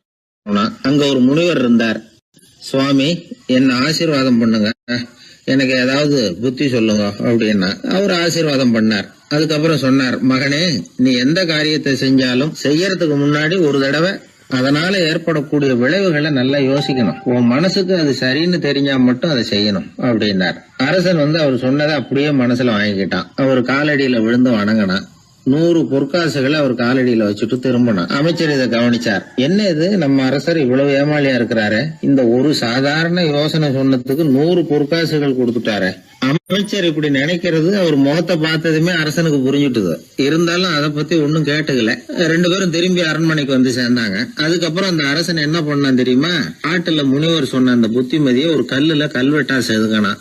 தன்னுடைய அறையில எல்லாரும் கண்ணிலையும் படும்படியாக அப்படி ஒரு இடத்துல பதிச்சு எல்லாரும் பாக்குறது மாதிரி பண்ணிவிட்டான். இப்போ அந்த அமைச்சருக்கு ஆச்சரியம், என்ன இது, நம்ம மன்னருடைய அறியாமையை புரிஞ்சுக்கவே முடியலையே, இத போய் கல்லுல செதுக்கி வைக்கணுமா, பேர்பட்ட அறிவுரையாது அப்படின்னு நினைச்சார். கொஞ்ச நாள் ஆச்சு. ஒரு நாள் அந்த மன்னருக்கு கடுமையான வயிற்று வலி. உடனே அரண்மனை வைத்தியரை கூப்பிட்டார். அவர் வந்து சேர்ந்தார். மன்னரை சோதிச்சு பார்த்தார். கொஞ்ச நேரம் இப்படியே படுத்துருங்க, நான் எங்க வீட்டுக்கு போய் இதுக்கு பொருத்தமா ஒரு மருந்து தயார் பண்ணிட்டு வரேன் அப்படின்னு சொல்லிட்டு ஓடினார். மருந்தோட திரும்பி அவர் வந்த சமயத்துல மன்னர் ஒரு கட்டில்ல கண்மூடி படுத்திருக்கிறார். பக்கத்துல யாரும் இல்ல. வைத்தியர் வந்தார். ஒரு சின்ன கோப்பையில கொஞ்சம் மருந்தை ஊத்தினார். அப்படியே அங்க சுத்தி முத்தி பார்த்தார். ஏதோ ஒரு பொடியை வந்து அதுல கலந்தார். கலந்து எடுத்துக்கிட்டு மன்னரை நெருங்கினார். கொஞ்சம் யோசனை பண்ணார். அப்புறம் திரும்பி போனாரு. கையில இருந்த மருந்து அப்படியே கீழே கொட்டிவிட்டு வந்தார். அந்த கோப்பையை நல்லா கழுவி சுத்தம் பண்ணி விட்டு மறுபடியும் கொஞ்சம் மருந்தை ஊத்திட்டு வந்தார். அதுக்கப்புறம் மன்னா அப்படின்னு சொல்லி மெதுவா கூப்பிட்டாரு. இவர் எழுந்திருச்சார். அப்புறம் இவர் சொன்னார், மன்னர் வைத்தியரே, நான் வந்து கண்ணை மூடிக்கிட்டு இருந்தாலும் அப்பப்ப கவனிச்சுக்கிட்டு தான் இருந்தேன். முதல்ல எதையோ கலந்தீங்க, அப்புறம் அதை கொட்டிவிட்டு வேற என்ன விஷயம், உண்மையை சொல்லுங்க அப்படின்னு மிரட்டினார். வைத்தியர் மிரண்டு போட்டார். அவரு மன்னருடைய காலில் விழுந்தார். அதுக்கப்புறம் உண்மையை சொன்னார். மகாராஜா, உங்களுடைய படை தளபதி உங்களை கொல்றதுக்காக சதி பண்ணார். விஷம் கலந்து கொடுக்கும்படியாக சொன்னார். வெகுமதி நிறைய தர்றேன்னார். நானும் சரின்னு சொல்லிவிட்டு இங்க வந்தேன். அவர் கொடுத்த விஷப்பொடிய மருந்துல கலந்தேன். எடுத்துக்கிட்டு உங்ககிட்ட வந்தப்போ எதிரில நீங்க வச்சிருக்கிற அந்த கல்வெட்டு வாசகம் கண்ணுல போட்டது. எந்த காரியத்தை செஞ்சாலும் அதோட விளைவுகளை பத்தி யோசிக்க சொல்லிச்சு அந்த வாசகம். யோசனை பண்ணுனேன், என் உயிருக்கே ஆபத்துங்கிறத புரிஞ்சுக்கிட்டேன். உடனே திரும்பி போய் அதை கொட்டி கழுவி விட்டு வேற நல்ல மருந்தா ஊத்திக்கிட்டு வர்றேன் அப்படின்னார். இப்ப அந்த மன்னர் அமைச்சரை கூப்பிட்டார். பாத்தீங்களா, இந்த புத்திமதிய அன்னைக்கு நீங்க அலட்சியமா நினைச்சீங்க, இன்னைக்கு அதுதான் என் உயிரை காப்பாத்தி இருக்குது அப்படின்னார். அமைச்சர் தலையை குனிஞ்சுக்கிட்டாராம். அதனால பெரியவர்கள் நமக்கு சொல்ற புத்திமதி சாதாரணமா தான் தெரியும். அதுக்காக நாம வந்து அதை அலட்சியம் பண்ணிடக்கூடாது. இந்த காலத்துல ஒருத்தன் ஒரு சாமியார் கிட்ட போனா ஒரு 1000 ரூபாய அவர் காலடியில வச்சுட்டு திரும்பி வந்தான். எதுக்கு அதுன்னு கேட்டேன். இன்னைக்கு நான் இந்த அளவுக்கு நல்லபடியா இருக்கிறதுக்கு அவர் தான் காரணம். ஏற்கனவே ஒரு தடவை இவர்கிட்ட வந்து புத்தி சொல்லுங்கன்னு கேட்டேன், மாட்டேன்னு விட்டார். அன்னைக்கு அவர் ஏதாவது எனக்கு புத்தி சொல்லி நான் அது பிரகாரம் நடந்திருந்தேன்னா இன்னைக்கு நான் வீணா போயிருப்பேன். அதுக்காக ஒரு நன்றியை தெரிவிக்கிறதுக்காக தான் இன்னைக்கு வந்தேன், இந்த காணிக்கையை செலுத்துறேன் அப்படின்னு சொல்லிவிட்டு அவன் பாட்டு தெருவில் இறங்கி நடந்து போனான். உழைப்பும் நேர்மையும் உயர்வதற்கு வழிகள். அதை விட்டுட்டு உட்கார்ந்த இடத்துல இருந்துகிட்டே உயர போகணும் அப்படின்னு ஆசைப்படக்கூடாது. பல பேர் அப்படிதான் கற்பனை பண்றாங்க. அந்த கற்பனையிலேயே பாதி வாழ்க்கை ஓடி போடுது. உழைப்புங்கிற வழியையும் நேர்மைங்கிற வழியையும் ஒதுக்கி விட்டு குறுக்கு வழியில ஓட நினைக்கிறவங்க குப்புற விழுந்துடுறாங்க. எந்த தொழிலை நாம செய்தாலும் சரி, அந்த தொழிலுக்குரிய பெருமையை நாம புரிஞ்சுக்கிட்டு அதுல ஈடுபடணும். அப்படி இல்லாம என்ன சார் பொழப்புது, இந்த தொழிலை மனுஷன் செய்வானா அப்படி புலம்பிக்கிட்டு இந்த தொழிலையே செஞ்சுக்கிட்டு இருக்கிறவங்க நம்மள பல பேர் உண்டு. செய்யும் தொழிலே தெய்வம் அப்படின்னு சொல்றாங்கல்ல, அப்படி சொல்றது எதுக்காக? அந்த அளவுக்கு அதுல ஒரு ஈடுபாடு வேணுங்கிறதுக்காகத்தான். ஒரு பெரிய மலைப்பகுதி, அந்த மலை அடிவாரத்துல ஒரு சிற்பி உட்காந்து ஒரு சிலையை வடிச்சுக்கிட்டு இருக்கிறான். கையில ஒரு சின்ன உளிய வச்சுக்கிட்டு ஒரு பெரிய கருங்கல் பாறையை கொஞ்சம் கொஞ்சமா உடைச்சுக்கிட்டு இருக்கான். ஒரு சிற்பத்தை வடிக்கிறதுங்கிறது அவ்வளவு உன்னதமான ஒரு தொழிலா? எல்லாராலையும் முடியுமா அது? அப்படி இருந்தும் அந்த சிற்பிக்கு மன நிறைவில்லை. அவன் நினைக்கிறான், இந்த கடுமையான வெயில்ல உட்கார்ந்து வேலை செய்யறது எவ்வளவு கஷ்டம். நாம ஒரு சிற்பியா இருக்கிறதுனால தானே சூரியன் கடுமையான வெப்ப கதிர்களை நம்ம மேல வீசுறான். நாமளே அந்த சூரியனா இருந்துட்டா இந்த கஷ்டம் இருக்காதே. நம்மளை கஷ்டப்படுத்துறவன் நம்மளை விட வலிமை உள்ளவன். அதனால நாம அவனா மாறி விடுறதுதான் நல்லது அப்படின்னு அந்த சிற்பி யோசனை பண்ணான். அவன் எண்ணம் உடனே நிறைவேறிட்டுது. இயற்கைங்கிற மாபெரும் சக்தி அவனை ஒரு சூரியனா மாத்தி விட்டுது. சிற்பி இப்போ ஒரு சூரியனா மாறினான். இனிமே இந்த உலகத்துல நம்மளை விட வலிமை உள்ளவன் வேற யாரும் கிடையாது அப்படின்னு நினைக்க ஆரம்பிச்சுட்டான். அவனுக்கு மகிழ்ச்சியா இருந்தது. அந்த மகிழ்ச்சி அதிக நேரம் நீடிக்கல. ஏன்னா கொஞ்ச நேரத்துல ஆகாயத்துல கரிய மழை மேகங்கள் அப்படியே சூழ்ந்து வந்தது. சூழ்ந்து வந்த மேகங்கள் சூரியனை மறைக்க ஆரம்பிச்சது. இப்போ சூரியனா இருந்த அந்த சிற்பி நினைச்சு பாக்குறான், என்ன இது, என்னையே இந்த மேகம் மூடி மறைக்குதுன்னா அது என்னை விட பெரிய ஆளாதான் இருக்கணும். அதனால இனிமே நாம சூரியனா இருக்கக்கூடாது, நாம மேகமா தான் இருக்கணும், அதுதான் கௌரவம் அப்படின்னு நினைக்க ஆரம்பிச்சிட்டான். இப்பவும் பாருங்க, இயற்கை அவனுடைய ஆசையை நிறைவேற்றி வச்சது. சூரியனா இருந்த சிற்பி மேகமா மாறினான். வான வீதியில அப்படியே உல்லாசமா வர ஆரம்பிச்சான். அந்த உல்லாசமும் அதிக நேரம் நீடிக்கல. எதிரில பார்த்தா பிரம்மாண்டமான மலைகள் வழியை அடைச்சிட்டு நிக்குது. வேகமா வந்த மேகம் மலையில மோதிக்கிட்டுது. அந்த மலையை தாண்டி அப்பால செல்ல முடியல. இப்போ அந்த மேகம் நினைக்குது, நாம எந்த தடையும் இல்லாம அந்தரத்துல மிதந்து வர்றோம். நம்மையே போக விடாம தடுக்குதுன்னா அந்த மலைக்கு எப்பேற்பட்ட வலிமை இருக்கணும். இனிமேல நாம மேகமா இருந்து பிரயோஜனம் இல்ல, இருந்தா மலையா இருக்கணும், அதுதான் பெருமை அப்படின்னு நினைக்க ஆரம்பிச்சான். இப்பவும் பாருங்க, இயற்கை அவனுடைய ஆசையை நிறைவேற்றி வச்சது. மேகமா இருந்த சிற்பி மலையா மாறினான். பெரிய மலை பூமிக்கும் வானத்துக்குமா நின்றுகிட்டு இருக்கு. இனிமே நமக்கு எந்த கவலையும் இல்லை அப்படின்னு நினைச்சது அந்த மலை. இப்படி நினைச்சுக்கிட்டு இருந்த வேளையில அந்த மலையோட காலடியில அடிவாரத்துல ஏதோ சத்தம் கேட்டது. என்ன சத்தம் இது அப்படின்னு சொல்லி அந்த மலை மெதுவா குனிஞ்சு பார்த்துதான். பார்த்தா அங்க ஒரு மனுஷன் தன்னுடைய கையில உளிய வச்சுக்கிட்டு மலையை கொத்திக்கிட்டு இருக்கிறான். ஏதோ ஒரு சிற்பத்தை வடிக்கிறதுக்காக அவன் முயற்சி பண்ணிட்டு இருக்கிறான். இப்போ அந்த மலை நினைச்சுதான், மலையே ஒருத்தன் உடைக்கிறான்னா அவன் எப்பேற்பட்ட வலிமை உள்ளவனா இருக்கணும். இனிமேலும் மலையா இருந்து பிரயோஜனம் இல்ல, மனுஷனா மாறணும், அதுதான் சரி அப்படின்னு நினைச்சுதான். அந்த வினாடியே அந்த மலை ஒரு மனுஷனா மாறிச்சு.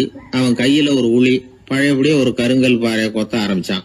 அந்த ஆள் பழைய நிலைமைக்கு வந்துட்டான். இந்த கதையிலிருந்து நாம தெரிஞ்சுக்க வேண்டியது என்னன்னா, தன்னுடைய உண்மையான பலம் என்னங்கிறது தெரியாமலே தாவி தாவி தடுமாறிக்கிட்டு இருக்கிறான் மனுஷன் அப்படிங்கிறது தான். இனிமேலாவது அதை புரிஞ்சுக்கணும்.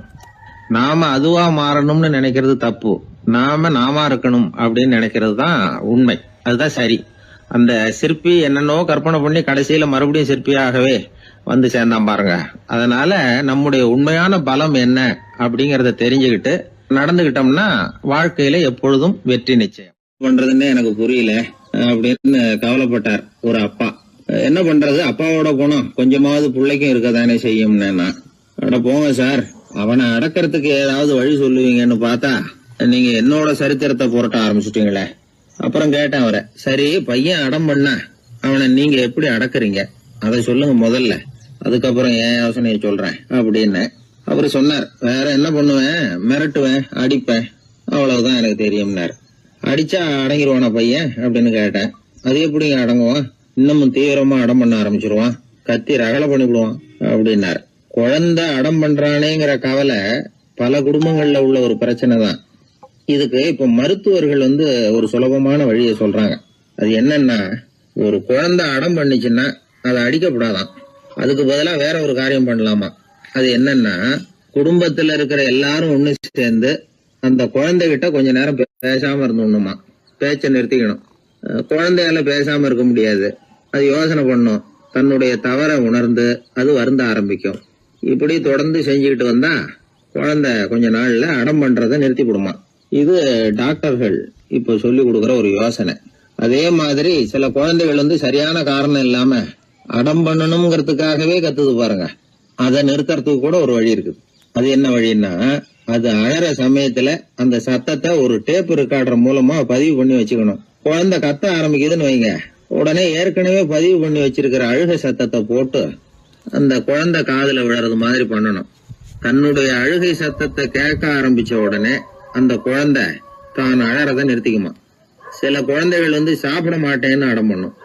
வளர்ந்த குழந்தைய வற்புறுத்தி சாப்பிட சொல்லக்கூடாது. சில பேர் என்ன பண்ணுவாங்கன்னா, கட்டாயப்படுத்தி சாப்பாட்டை திணிப்பாங்க.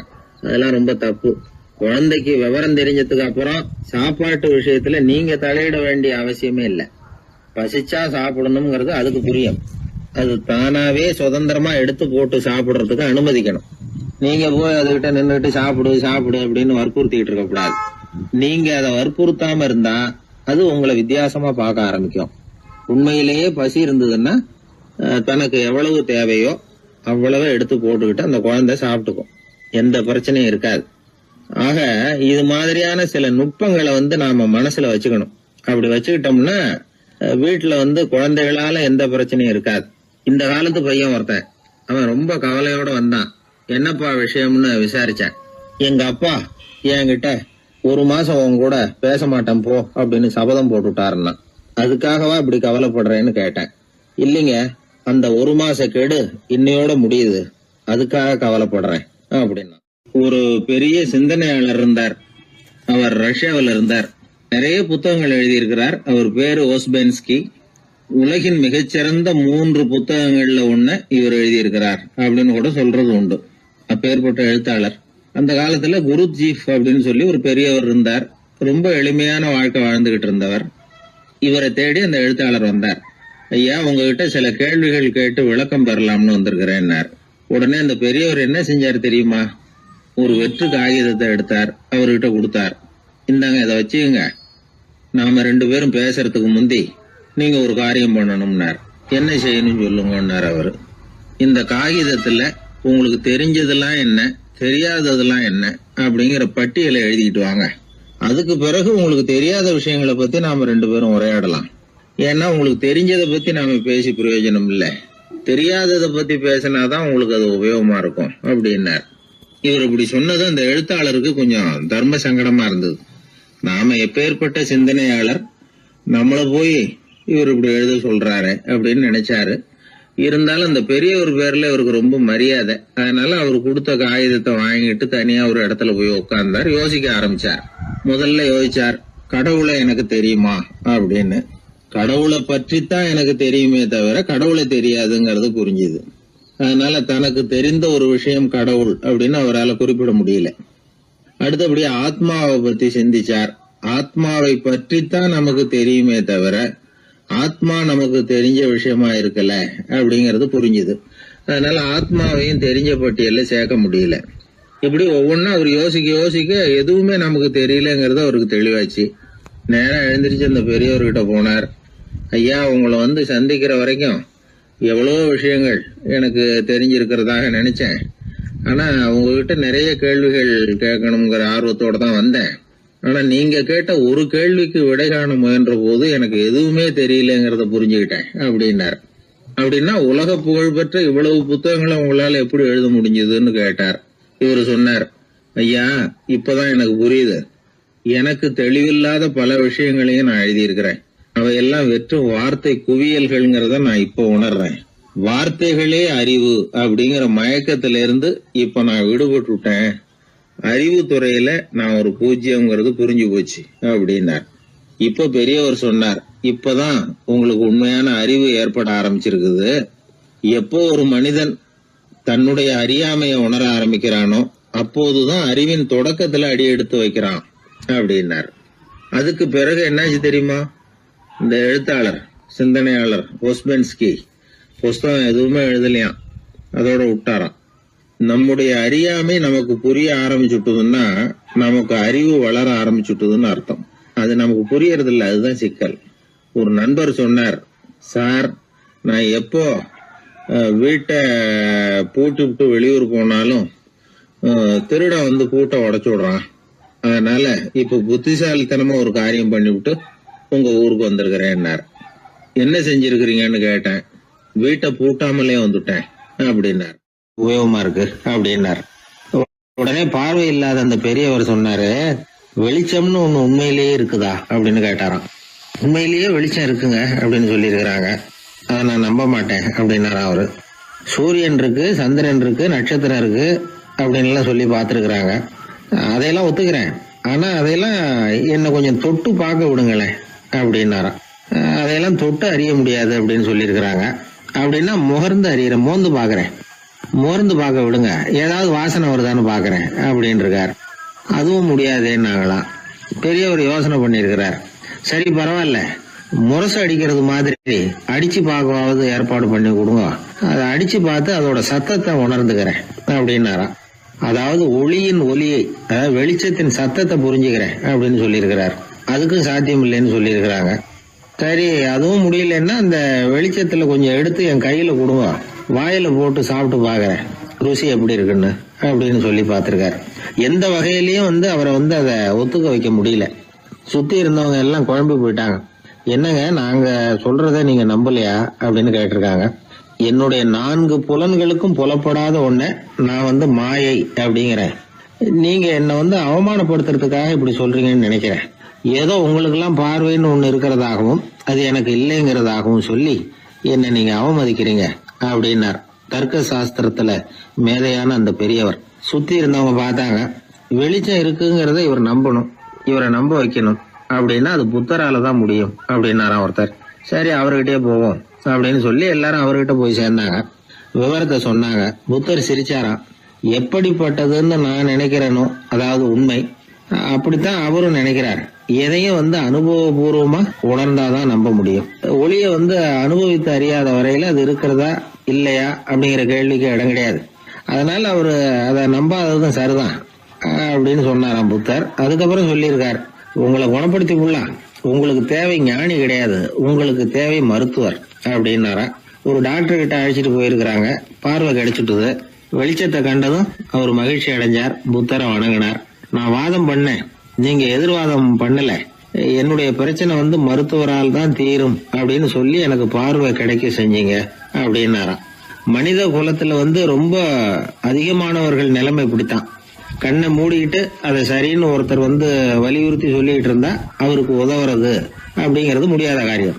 இந்த காலத்துல சில பேர் கண்களை திறந்துகிட்டே சில காரியங்கள் பண்ணுவாங்க. அது தப்புன்னு அவங்களுக்கு பின்னாடி தான் புரியும். ஒருத்தர் தன்னுடைய வலது காலில் கட்டு போட்டுக்கிட்டு அப்படி வந்தார். என்ன ஆச்சுன்னு விசாரிச்சாங்க.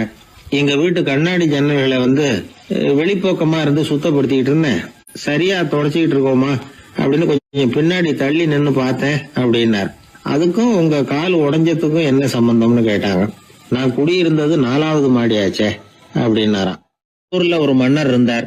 அவரு பக்கத்து தேசத்து மேல படையெடுக்கணும்னு நினைச்சுக்கிட்டு இருந்தார். அதையும் தன்னுடைய நாட்டோட சேர்த்துக்கணுங்கிற ஆசை. எப்போ படையெடுக்கலாம்னு யோசிச்சுக்கிட்டு இருந்தார். இப்படி யோசிச்சுக்கிட்டு இருந்த சமயத்துல ஒரு பெரியவர் அவரை தேடிட்டு வந்தார். அவர் அடிக்கடி வருவார், அவர்கிட்ட பேசிக்கிட்டு இருப்பார். இப்போ அப்படித்தான் வந்தார். என்ன மன்னா யோசனைன்னாரு. இவர் தன்னுடைய யோசனையை சொன்னார். இந்த சமயத்துல மன்னருக்கு தாகம் எடுத்தது, தண்ணி குடிக்கணும் போல இருந்தது. உடனே அங்க இருந்த ஒரு அரண்மனை பணியாளரை கூப்பிட்டார். போய் கொஞ்சம் தண்ணி கொண்டு வாப்பா அப்படின்னார். அந்த பணியாளர் போனார். ஒரு கோலையில தண்ணி கொண்டு வந்தார். ராஜா கிட்ட நீட்டினார். ராஜா அதை வாங்கி குடிக்கிறதுக்காக வாய்கிட்ட கொண்டுட்டு போனார். அந்த நேரம் பார்த்து, மன்னா கொஞ்சம் பொறுங்கன்னார் இந்த பெரியவர். ஆவலோட குடிக்க போன மன்னர் அப்படியே நிறுத்திக்கிட்டு பெரியவரை பார்த்தார். இப்ப அந்த பெரியவர் சொன்னார், மன்னா இப்போ உங்களை விட வலிமை உள்ள ஒரு சக்தி உங்களுக்கு தண்ணி கொடுக்க மறுத்துடுதுன்னு வைங்க, உங்களை குடிக்க விடாம தடுத்துடுது அப்படின்னா, இப்ப இந்த ஒரு கோவள தண்ணீரை என்ன விலை கொடுத்து வாங்குவீங்க அப்படின்னு கேட்டார். இப்போ எனக்கு இருக்கிற தாகத்துக்கு என்னுடைய அரசாங்கத்துல பாதியையாவது கொடுத்து இந்த தண்ணியை வாங்கறதுக்கு தயங்க மாட்டேன்னார் அவர். சரி இப்ப அந்த தண்ணியை குடிங்கன்னார் பெரியவர். மன்னர் ஆவலோட அந்த தண்ணியை குடிச்சு முடிச்சார். அதுக்கப்புறம் கொஞ்ச நேரம் தன்னுடைய படையெடுப்பு பத்தி சொல்லிட்டு இருந்தார்.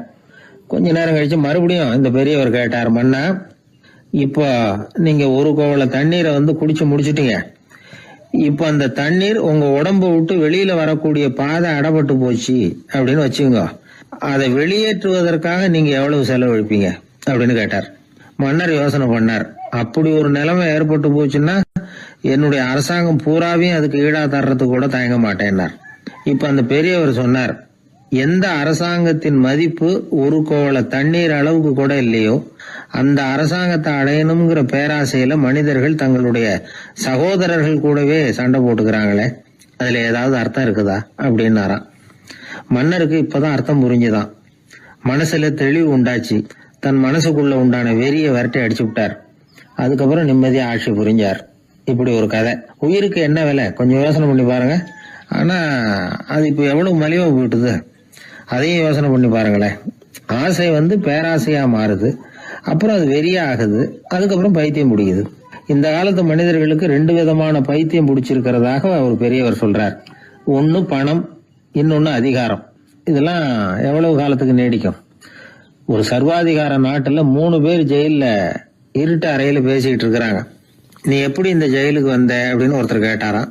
இந்த நாட்டு ராஜாவை ஆதரிச்சு நான் பிரச்சாரம் பண்ணினேன், அதனால கூட்டத்துல தகராறு வந்துட்டுது, கலவரமா போச்சு, அதுக்கு நான் தான் காரணம்னு அரெஸ்ட் பண்ணி இங்க கொண்டாந்து போட்டாங்க அப்படின்னாராம் அவரு. சரி நீ எப்படி இங்க வந்த அப்படின்னு இன்னொருத்தரை பார்த்து கேட்டிருக்காரு. நான் இந்த நாட்டு ராஜாவை எதிர்த்து பிரச்சாரம் பண்ணேன், அதனால கலவரம், அரெஸ்ட் பண்ணி கொண்டாந்து போட்டாங்கன்னார். சரிப்பா நீ எப்படி எங்க வந்த அப்படின்னு 3வது ஆளை பார்த்து இவங்க கேட்டாங்களாம். இதுக்கு அந்த ஆள் மெதுவா வெளிச்சத்துக்கு நான் தான் இந்த நாட்டு ராஜா அப்படின்னா. சில பேருக்கு தொட்டதெல்லாம் வெற்றியா முடியும், சில பேருக்கு தொட்டதெல்லாம் தோல்வியா முடியும். இதுல உள்ள ரகசியம் என்ன? அதை தெரிஞ்சுக்கணும்னா இந்த கதையை கேளுங்க. ஜப்பான்ல ஒரு பெரிய வீரர் இருந்தார். அவர் பேரு நொபுனாகா. அவர்கிட்ட இருந்த படை வீரர்கள் கொஞ்சம் பேர் தான். சிறிய படை பலத்தை வச்சுக்கிட்டு பெரிய பெரிய படைகளை எல்லாம் முறியடிச்சிருக்கிறார். அவர் அவ்வளவு சாமர்த்தியம் உள்ளவர். ஒரு தடவை எதிரி மீது படையெடுத்து போயிருக்கிறார். அப்போ அவருடைய படை வீரர்களுக்கும் தளபதிக்கும் ஒரு சந்தேகம் வந்துட்டுது. இந்த போர்ல நாம வெற்றி பெற முடியுமா அப்படிங்கிற சந்தேகம் இருந்தாலும் இதை எப்படி தலைவர்கிட்ட தெரிவிக்கிறது? ரொம்ப யோசனை பண்ணாங்க. கடைசியா கொஞ்சம் துணிச்சலை வரவழைச்சுக்கிட்டு மெதுவா கேட்டுட்டாங்க. அவர் பார்த்தார், சரி அதை நாம முடிவு செய்ய வேணாம், புத்த விகாரத்துக்கு போயிட்டு வருவோம், பூவா தலையா போட்டு பாத்துருவோம், என்ன வருதோ அது பிரகாரம் செயல்படுவோம், என்ன சொல்றீங்க? ஏன்னா போருக்கு செல்லும் பொழுது முழு மனசோட போகணும், ஊசலாட்டம் இருக்கக்கூடாது அப்படின்னார். தளபதியும் படை வீரர்களும் சரின்னு ஒத்துக்கிட்டாங்க. உடனே அவங்க எல்லாரும் அங்க பக்கத்துல இருந்த கோயிலுக்கு போனாங்களாம். தலைவர் உள்ள போனார். எல்லாரும் ஆவலோட வெளியில காத்துக்கிட்டு இருக்கிறாங்க. ரொம்ப நேரத்துக்கு அப்புறம் அவர் வெளியில வந்தார். தளபதி, துணை தளபதிகள் எல்லாரையும் கிட்டத்துல கூப்பிட்டார். அவங்க முன்னிலையில ஒரு தங்க காசை எடுத்தார். இத பாருங்க, இப்ப பூவா தலையா போட்டு பாத்துருவோம். பூ வந்தா தோத்துருவோம், தலை வந்தா ஜெயிச்சிருவோம். அதனால பூ விழுந்தா போர் வேணாம், அதை தவிர்த்துருவோம். தலை விழுந்ததுன்னா போருக்கு போவோம். விதி இப்போ நம்ம கையில தான் இருக்கு. இங்க என்ன தீர்ப்பு கிடைக்குதோ அது பிரகாரம் நடப்போம் அப்படின்னு சொல்லிவிட்டு தங்க காசு சுண்டி போட்டார். அது அப்படி சுழன்று மேல போய் கணீர்னு தரையில வந்து விழுந்தது. எல்லாரும் ஆவலோடு அதை குனிஞ்சி பாக்குறாங்க. தலை விழுந்திருக்குது. ஒரே மகிழ்ச்சி, ஆரவாரம். அதுக்கப்புறம் அவங்களுக்கு சந்தேகம் வரவே இல்லை. அப்படியே உறுதியான ஒரு முடிவோட போருக்கு போனாங்க. வெற்றியோட திரும்பி வந்தாங்க. வெற்றி விழா நடக்குது. தளபதி பேசுறார். இந்த வெற்றியை காசுதான் முடிவு பண்ணிச்சு, அதனால விதியை வெல்ல யாரால முடியும் அப்படின்னார். சொல்லிவிட்டு உட்கார்ந்தார். அப்போ அந்த தலைவர் தன்கிட்ட இருந்த அந்த தங்க காசை எடுத்து ரகசியமா தளபதி கிட்ட கொடுத்தாராம். தளபதி அதை வாங்கி பாக்குறாரு. அந்த நாணயத்துல 2 பக்கமும் தலை தான் இருக்குது. இதுல இருந்து என்ன தெரியுதுன்னா, வெற்றியின் ரகசியம் என்னன்னா மன உறுதி தான். எதை செஞ்சாலும் மனக்குழப்பம் இருக்கக்கூடாது. எண்ணி துணிக கருமம், இது வள்ளுவர் வாக்கு. பரீட்சை ரிசல்ட் வர்ற சமயம் ஒரு பையன் ஒரு காசை சுண்டி போட்டு தலையா பூவா பாத்துக்கிட்டு இருந்தான். என்னப்பா பாஸா ஃபெயிலா பாக்குறியா அப்படின்னு கேட்டாங்க. பரீட்சை ரிசல்ட்டை பொறுத்த வரைக்கும் எனக்கு சந்தேகம் இல்லை சார் அப்படின்னா. அப்புறம் எதுக்கு இது அப்படின்னு கேட்டாங்க. ரிசல்ட் வந்த பிறகு எங்க அப்பா என்னை திட்டுறதோட விட்டுருவாரா இல்ல அடிப்பாரா அப்படிங்கறத தெரிஞ்சுக்கிறதுக்காக இது அப்படின்னு. ஒரே ஒரு ஊர்ல ஒரு ராஜா இருந்தார். அவரு ஒரு வித்தியாசமான ராஜா. எந்த வகையில வித்தியாசமானவர்னு கேட்டா, மக்கள் கிட்ட வரி வசூல் பண்றதுல கொஞ்சம் வித்தியாசமானவர். மற்ற மன்னர்கள் மாதிரி ஒரு நேரடியா வரி வசூல் பண்றது இல்ல, கொஞ்சம் மறைமுகமா அதை பண்ணுவார். அது எப்படின்னா, ஒவ்வொரு குடிமக்களுக்கும் மாசம் ஒரு மரக்கால் நெல்லு மக்கள் கொடுக்கறது இல்ல, ராஜா மக்களுக்கு கொடுப்பார் ஒரு மரக்கால் நெல்ல. அதாவது அரண்மனையில இருந்து ஒவ்வொரு வீட்டுக்கும் நெல் வந்து சேர்ந்துரும். அந்த ஒரு மரக்கால் நெல்ல இவங்க வாங்கிட்டு அதுக்கு பதிலா ஒரு மரக்கால் அரிசியை ராஜாவுக்கு திருப்பி கொடுக்கணும். இதுதான் அந்த ஊர் வழக்கம்.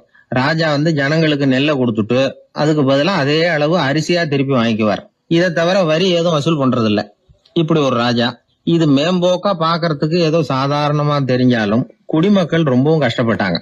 ராஜா கொடுக்கற நெல்லையும் அரிசியாக்கணும், அதோட இன்னும் ஒரு பாதி அரிசியை இவங்க சேர்த்தும் கொடுத்தாகணும். மக்கள் வந்து ராஜாவை திட்ட ஆரம்பிச்சுட்டாங்க.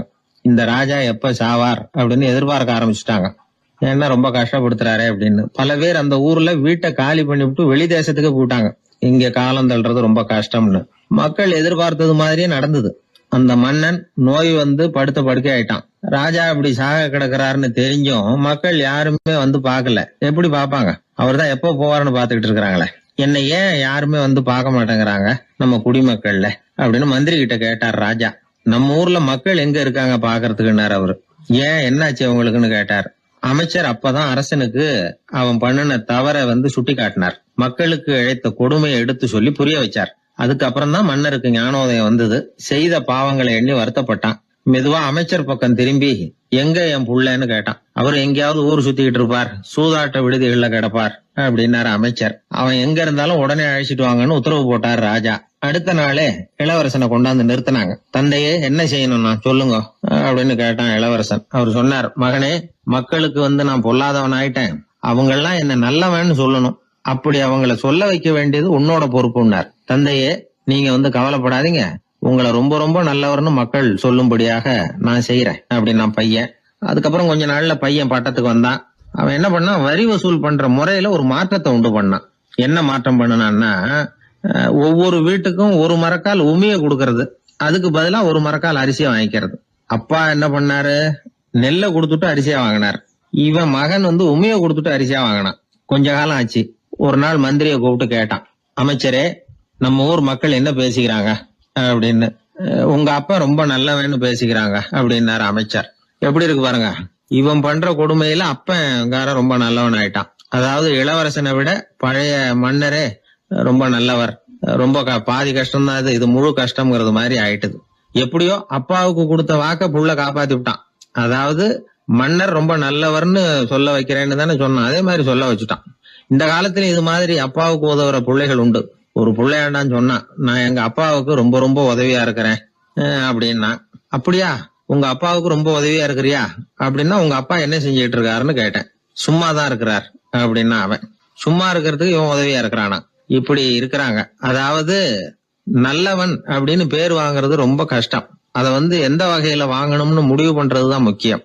அதனால வாழ்க்கையில நாம மன்னரா இருந்தாலும் சரி, சாதாரண மக்களா இருந்தாலும் சரி, நல்லவன் அப்படிங்கிற பேர் வாங்குறது ரொம்ப முக்கியம். ஒரு சீடன் வெளியூர் புறப்படுறதுக்கு தயாரா இருந்தான். ரொம்ப தூரம் போக போறான். திரும்பி வர நாளாகும். புறப்படுறதுக்கான ஆயத்த வேலைகள்ல ஈடுபட்டு இருந்தான். அந்த சமயம் பார்த்து இன்னொரு சீடன் அவங்கிட்ட வந்தான். நம்ம குரு உன்னை அழைச்சிட்டு வர சொன்னார், வா அப்படின்னு கூப்பிட்டான்.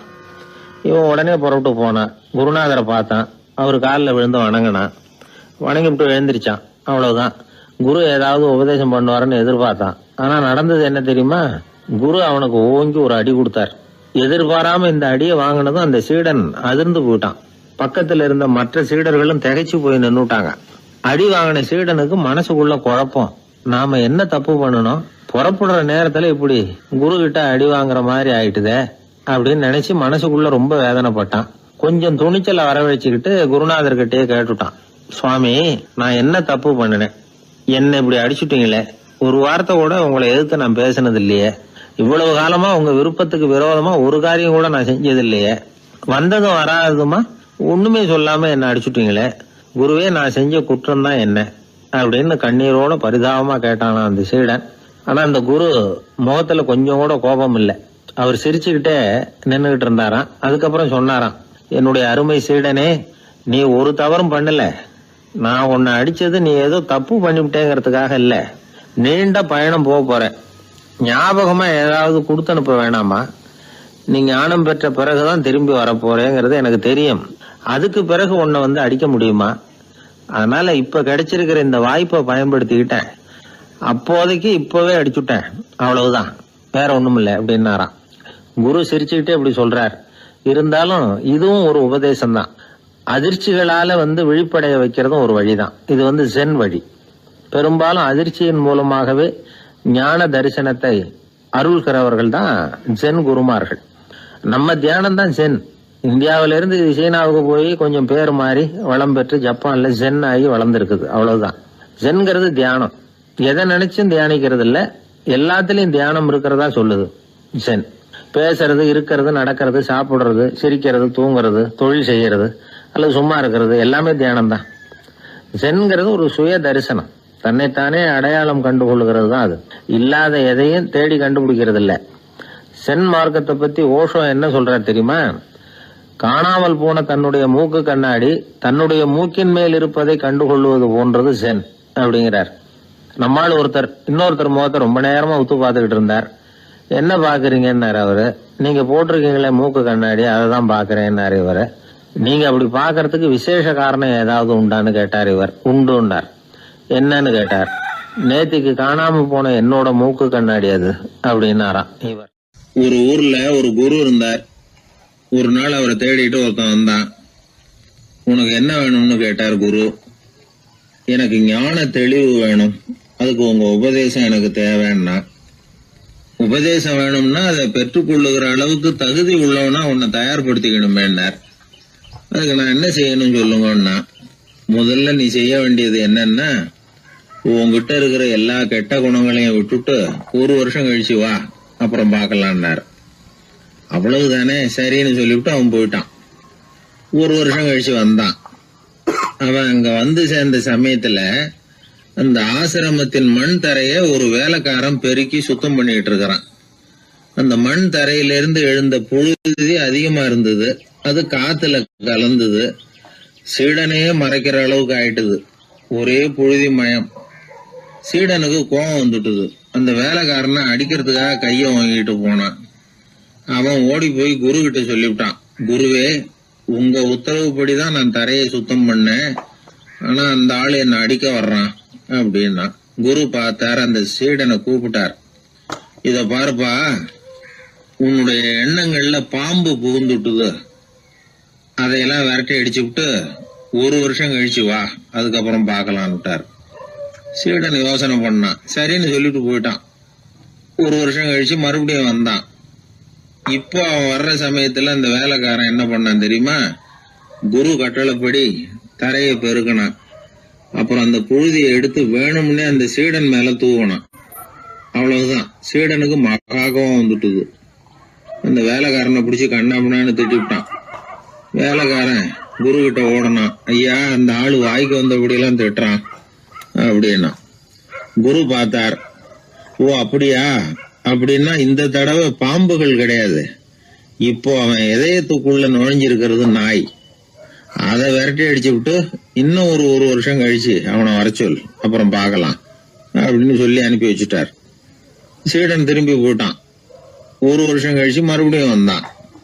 இப்போ அவன் வர்றப்போ என்ன செய்யணுங்கிறத அந்த வேலைக்காரங்கிட்ட குரு ஏற்கனவே சொல்லி வச்சிருக்கிறார். அது பிரகாரமே அவன் பண்ணினான். அவன் என்ன செஞ்சான் தெரியுமா? கூட்டி பெருக்கணும் புழுதியை எல்லாம் ஒரு வாளி தண்ணியில போட்டு நல்லா கலக்கி அந்த சீடன் தலையில ஊத்தினான். இவ்வளவு செஞ்சும் இந்த தடவை அவனுக்கு கோபமே வரல. அதுக்கு பதிலா அவனை பார்த்து நன்றின்னா. எதுக்கு நன்றி தெரியுமா? எதையும் சகிச்சுக்கிட்டு அமைதியா இருக்கும் குணத்தை கற்றுக்கொள்வதற்கு உதவியா இருந்ததுக்காக அந்த வேலைக்காரனுக்கு நன்றி. இத கேள்விப்பட்ட உடனே அந்த குரு ஓடி வந்தார். இவனை கட்டி பிடிச்சுக்கிட்டார். இனிமே நான் உனக்கு உபதேசம் பண்ணலாம், அதுக்கான தகுதி உனக்கு வந்துட்டுதுன்னார். இதுல இருந்து என்ன தெரியுது? ஒருத்தர்கிட்ட உபதேசம் வாங்கணும்னா கூட அதுக்குன்னு ஒரு தகுதி நமக்கு தேவைப்படுது. சகிப்புத்தன்மை ஒவ்வொரு மனிதனுக்கும் தேவைதான். இந்த காலத்துல ஒரு குரு, அவரை தேடி ஒருத்தன் வந்தான். குரு அவனை நிமிர்ந்து பார்த்துட்டு சொன்னார், நீ முதல்ல சகிப்புத்தன்மைய வளர்த்துக்கிட்டு அதுக்கப்புறம் என்கிட்ட வாடினார். இவன் அவரை நிமிர்ந்து பார்த்துட்டு சொன்னான், குருவே, நான் உங்ககிட்ட வந்திருக்கிறதே சகிப்புத்தன்மையை வளர்த்துக்கிறதுக்காகத்தானே அப்படின்னு. மனுநீதி சோழன் வரலாறு நமக்கு தெரியும். அது மாதிரி நீதி தவறாத ஆட்சியாளர்கள் பல பேர் இருந்திருக்கிறாங்க இந்த உலகத்துல. ஹசரத் உமர் பின் கத்தாப் அப்படின்னு ஒருத்தர், இஸ்லாத்தின் 2வது கலீஃபா இவர். அவருடைய ஆட்சி காலத்துல நடந்த ஒரு நிகழ்ச்சி. இந்த மன்னருக்கு ஒரு மகன், அவர் பேரு அபு ஷஹ்மா. அந்த மிசர் நாட்டு கவர்னர் அமர் பின் ஆஸ், அந்த மன்னருடைய மகன் கவர்னர் அவர்களுடைய கவனிப்புல இருந்தார். அந்த சமயத்துல ஒரு நாள் அவர் மதுபானா இருந்தனர். கவர்னருக்கு தெரிஞ்சு போச்சு. அவருக்கு தர்ம சங்கடமா போயிட்டுது. தவறு செஞ்சது மன்னருடைய மகன். கவர்னர் யோசனை பண்ணார். அவர் மெதுவா தன்னுடைய வீட்டுக்கு அழைச்சிட்டு வந்தார். அதிகமா அவரை கஷ்டப்படுத்தாம ஒரு சின்ன தண்டனை கொடுத்து பிரச்சனையை தீர்த்துட்டார். ஏதோ பேருக்கு ஒரு தண்டனை, அவ்வளவுதான். இது நடந்து கொஞ்ச நாள் கழிச்சு மன்னருக்கு இந்த விஷயம் தெரிஞ்சு போச்சு. தன்னுடைய மகன்கிறதுனால கவர்னர் லேசான தண்டனையோட விட்டுட்டார் அப்படிங்கறத புரிஞ்சுக்கிட்டார். உடனே கவர்னருக்கு தகவல் அனுப்பினார். அமர் பின் ஆஸ் அவர்களே, என்னுடைய மகன் மதுபானம் அருந்தி இருக்கிறான். அது உங்களுக்கு தெரிஞ்ச உடனே தண்டனை கொடுத்திருக்கிறீங்க. கலீஃபாவின் மகன்கிற காரணத்தினால குறைவான தண்டனையை கொடுத்ததாக கேள்விப்படுறேன். இது ஷரியத்தின்படி மாபெரும் குற்றம். உங்களுடைய நடத்தையும் மன்னிக்க கூடியதல்ல. இந்த கடிதம் கண்ட உடனே மகன் அபு ஷஹ்மாவை மதீனாவுக்கு அனுப்பி வைக்க வேண்டியது அப்படின்னு கடிதம் எழுதினார். அதை பார்த்தார் கவர்னர். உடனே கலீஃபாவின் மகனை மதீனாவுக்கு அனுப்பி வச்சார். மன்னர் முன்னாடி நீதி விசாரணை நடக்குது. தன்னுடைய மகனுக்கு சவுக்கடி வழங்கும்படியா உத்தரவிடுறார் ஹசரத் உமர் பின் கத்தாப். தண்டனை நிறைவேற்றப்பட்டது. கூடியிருந்தவர்கள் ஐயா கொஞ்சம் கருணை காட்டுங்க அப்படின்னு சொல்லி மன்னர்கிட்ட வேண்டிக்கிட்டாங்களாம். அந்த வேண்டுகோளை மன்னர் ஏத்துக்கல. நீதியின் முன்னால் தந்தை மகன் அன்பு நேசம் உறவு இந்த முறைகளை எல்லாம் கவனிக்க முடியாது. குற்றம் செஞ்சவர் தண்டிக்கப்பட வேண்டியவர், அவர் யாரா இருந்தாலும் சரி அப்படின்னாராம். எல்லா ஆட்சியாளர்களுமே கவனிக்க வேண்டிய ஒரு செய்தி இது. அவர் ஒரு நாள் தன்னுடைய அரசாங்க கணக்கு வழக்குகளை பார்த்துட்டு இருக்கிறார். அந்த சமயத்துல அவரை பார்க்க ஒரு பெரிய மனிதர் வந்தார். இவர் தன்னுடைய சொந்த வேலை காரணமா வந்திருக்கிறார் சொன்னார் அப்படிங்கறத அவர் புரிஞ்சுக்கிட்டார். உடனே அது வரைக்கும் எரிஞ்சுகிட்டு இருந்த விளக்க அணைச்சுட்டு இன்னொரு விளக்க ஏற்றி வச்சுக்கிட்டாராம். இந்த செயலுக்கு என்ன காரணம்னு கேட்டிருக்கிறார் வந்தவர். இதுக்கு அவரு சொன்னார், ஐயா நீங்க வந்த போது இங்க எரிஞ்சுகிட்டு இருந்தது அரசாங்க விளக்கு, இப்ப எரியறது சொந்த விளக்கு. சொந்த விஷயங்களை பேசுறப்போ அரசாங்க பணத்தை செலவு பண்ணக்கூடாது, அதனாலதான் விளக்க மாத்தனே அப்படின்னாராம். இப்படிலாம் பல பேர் இந்த உலகத்துல இருந்திருக்கிறாங்க. ஆனா இப்ப எல்லாம் பல பேர் அப்படி இருக்கிறது இல்ல. ஒருத்தர் அப்படிதான் அரசாங்க விஷயங்களை பார்த்துக்கிட்டு உட்கார்ந்து இருக்கிறார். அந்த சமயத்துல ஒரு பெரிய தொழில் அதிபர் அவரை பார்க்க வந்திருக்கிறார். இவரு சடார்னு எழுந்திருச்சு எரிஞ்சுகிட்டு இருந்த விளக்க அணைச்சுட்டார். எங்கும் ஒரே இருட்டு. ஏன் விளக்க அணைச்சுட்டீங்கன்னு கேட்டிருக்கிறார் வந்தவர். இங்க நடக்கிறது மத்தவங்க கண்ணுல பற்றக்கூடாது அப்படிங்கறதுக்காக தான் விளக்க அணைச்சேன். நீங்க கொண்டு வந்திருக்கிறத அப்படி ஒரு ஓரமா வச்சுட்டு போடுங்க, அதுக்கப்புறமா விளக்க போட்டு நான் எடுத்துக்கிறேன் அப்படின்னாராம் இவர். ஒரு குழந்தை அம்மா கிட்ட போச்சு, அம்மா என்ன தூக்கிக்க. உடனே அந்த அம்மா அந்த குழந்தைய தூக்கி இடுப்புல வச்சுக்கிறாங்க. எந்த பக்கம் வச்சுக்கிறாங்க? இடது பக்கம். பொதுவா குழந்தைய தூக்குறவங்க யாரும் வலது பக்கம் இடுப்புல வச்சுக்கிறது இல்ல. விவரம் தெரியாத சில ஆம்பளைகளை அப்படி தூக்கி வச்சுக்கிட்டு அலையிறது உண்டு. ரொம்ப காலமாவே குழந்தைகளை இடுப்புல இடது பக்கமா வச்சிருக்கிற பழக்கம் தான் இருந்து வந்திருக்குது. இதுக்கு ஆய்வாளர்கள் என்ன காரணம் சொல்றாங்க தெரியுமா? அப்படி இருந்தாதான் குழந்தை சொல்றத, குழந்தை நினைக்கிறத தாயினால நல்லா உணர முடியுதாம். இடது பகுதி ஆட்சி பண்றது, குறிப்பா காதின் தலைமையாக இருக்கிறது வலது பக்கம் தான். அதனால தாய் குழந்தைக்கு பதில் சொல்லவோ, அது என்ன கேக்குதுங்கிறத சீக்கிரமா புரிஞ்சுக்கிட்டு நடந்துக்கவோ அதுதான் சௌரியம் அப்படின்னு ஆய்வாளர்கள் இதுக்கு காரணம் சொல்றாங்க. இதனால என்ன ஆகுதான், தாய்க்கும் குழந்தைக்கும் நெருக்கம் அதிகமாகுதான், குழந்தைக்கும் பாதுகாப்பு அதிகமா. அது மட்டும் இல்ல, ஒரு தாய் தன்னுடைய குழந்தைய இடுப்புல சுமக்கிறதுனால அவள் நினைக்கிறத, அவளோட இதய துடிப்ப குழந்தை உணர்தான். 9 மாதத்துக்கு அதிகமா இருந்த இடம் இல்லையா, அதனால அவளை பத்தி நல்லா அறிந்து கொள்ளுகிற வாய்ப்பும் குழந்தைக்கு கிடைக்குது. நம்ம முன்னோர்கள் ரொம்ப காலத்துக்கு முன்னாடியே வலது கையை பார்க்க ஆரம்பிச்சிட்டாங்களாம். அவங்க பயன்படுத்திய கல் ஆயுதங்கள்லாம் வலது பக்கமா தான் தீட்டப்பட்டிருக்குது. அதுல இருந்து நமக்கு என்ன தெரியுதுன்னா, வலது கையை தான் உபயோகப்படுத்தி இருக்கிறாங்கிறது தெரியுது. இப்படி எல்லாம் இருந்தா கூட இன்னைக்கு நம்மள 10ல் ஒருத்தருக்கு ஒரு பழக்கம் உண்டு, அது இடது கை பழக்கம். ஆனாலும் 2 கைகளும் ஒற்றுமையா இருக்கிறதுக்கு தான் ரொம்பவும் முயற்சி பண்ணுதான். இப்போ வலது கை பழக்கம் உள்ளவங்க பேசுறதுக்கு, எழுதுறதுக்கு, செயல்படுத்துற தலைமையகம் தலையின் பின்புறம் பிடரியில் இருக்குது. இடது கை பழக்கம் உள்ளவங்களுக்கு மூளையில 2 பக்கங்கள்லயும் தலைமையகம் இருக்குது. இது விஞ்ஞானிகள் சொல்றது. எத்தனையோ மேதைகள் இடது கை பழக்கம் உள்ளவங்களா இருந்திருக்கிறாங்க. அமெரிக்க மேதை பெஞ்சமின் பிராங்கிலின், இத்தாலிய ஓவியர் லியோனார்டோ டாவின்சி, இப்படி நிறைய பேர் இருந்திருக்கிறாங்க, இப்பவும் இருக்கிறாங்க. காலங்காலமா இயல்பாவே இடது கை பழக்கம் இருந்து வந்திருக்குது.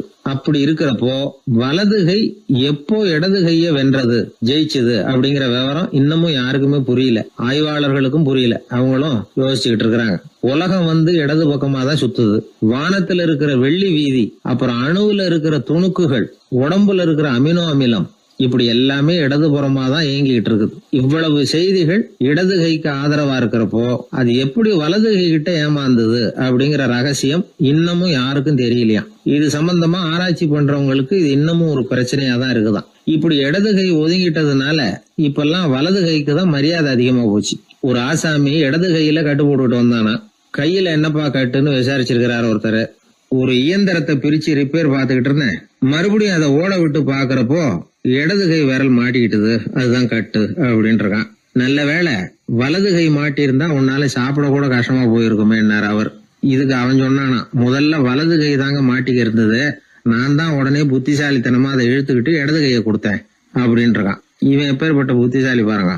இந்த வலது கை இடது கைங்கிறத பத்தி அறிவியல் ஆராய்ச்சி ஒரு பக்கம் இருந்தாலும் கை சுத்தமா இருக்கணும், இது வாழ்க்கைக்கு முக்கியம். உண்மை, உழைப்பு, நேர்மை இதெல்லாம் இருந்தாதான் வாழ்க்கையில முன்னேற முடியும். அதனால இந்த இடது கை பழக்கம், வலது கை பழக்கம் எது எப்படி இருந்தாலும் அது ஒருத்தருடைய புத்திசாலித்தனத்தை பாதிக்கிறது இல்ல.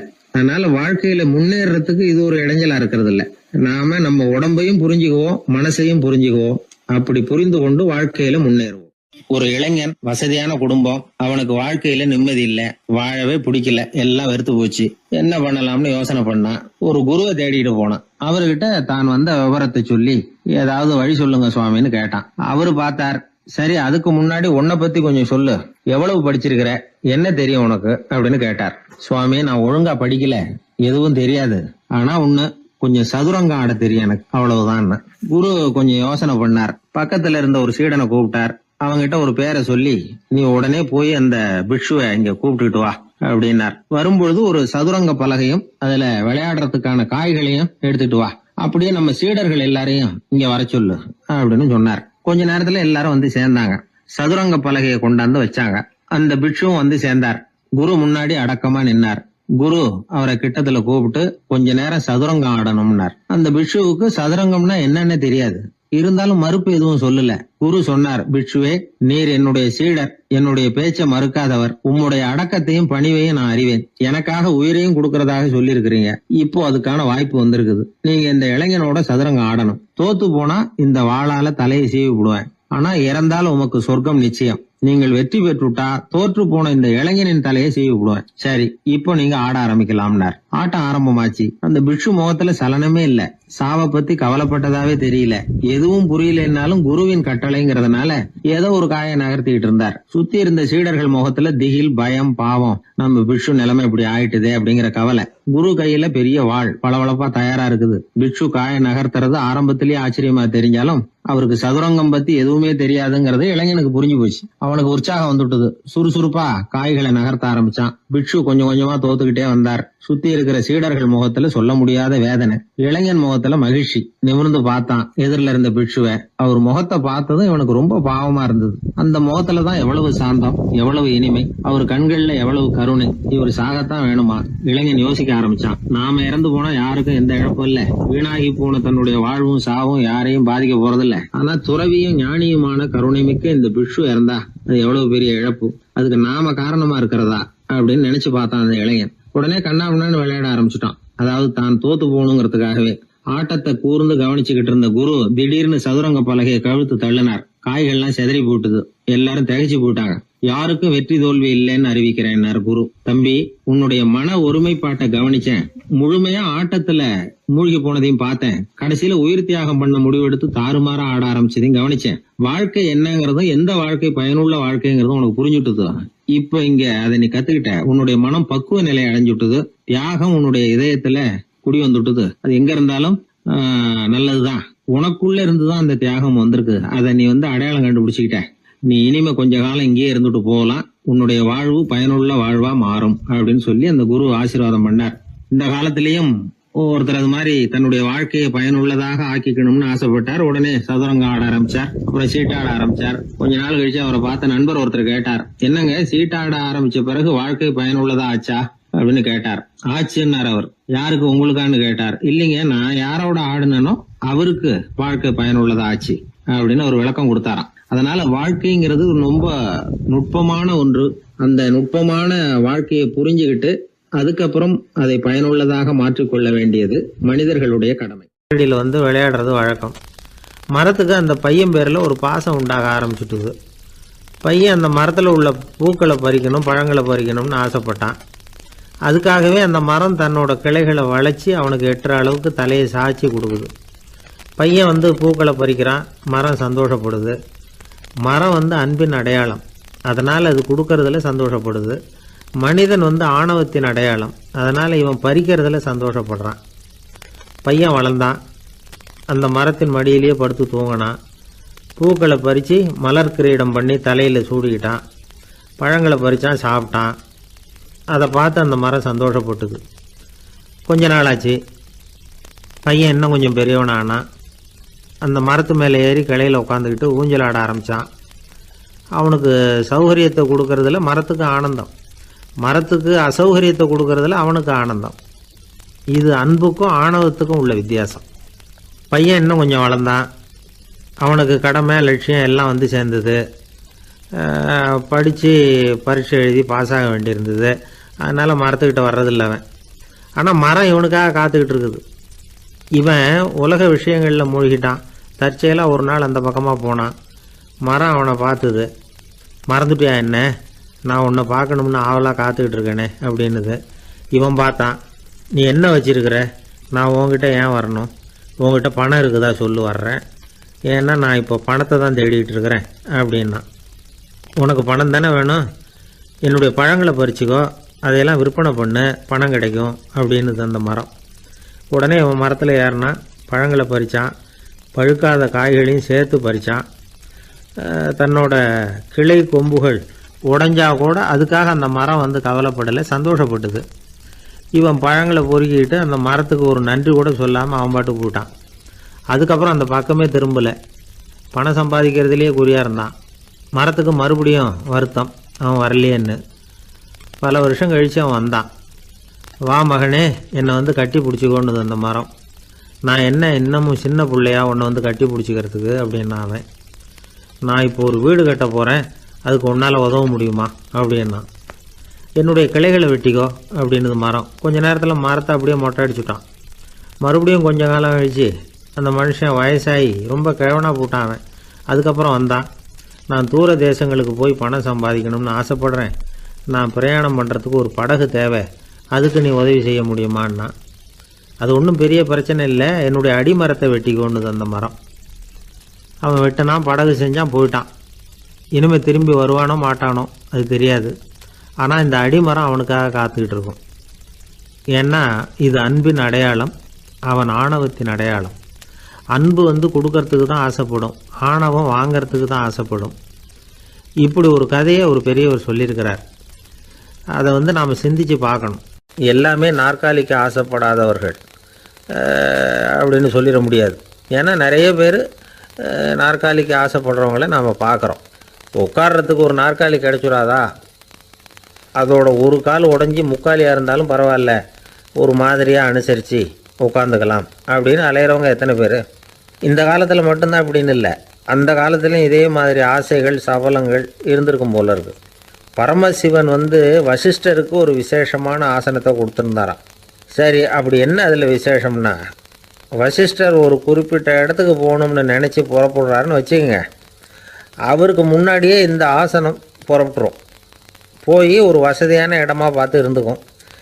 வசிஷ்டர் போவார். அங்கே போனதும் எங்கே உட்காரலாம்ங்கிற இட பிரச்சனையெல்லாம் அவருக்கு ஏற்படுறதில்ல. அதுதான் இவருடைய இருக்கை வந்து அங்கே முன்னாடியே போய் காத்துக்கிட்டு இருக்குதே.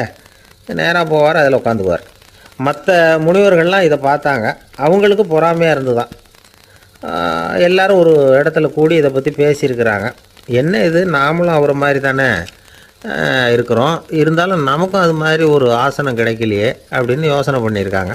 சரி, நேராக பரமசிவன்கிட்டே போவோம், இதை பற்றி கேட்போம் அப்படின்னு நினச்சிக்கிட்டு போனாங்களாம். பரமசிவனை பார்த்துருக்குறாங்க.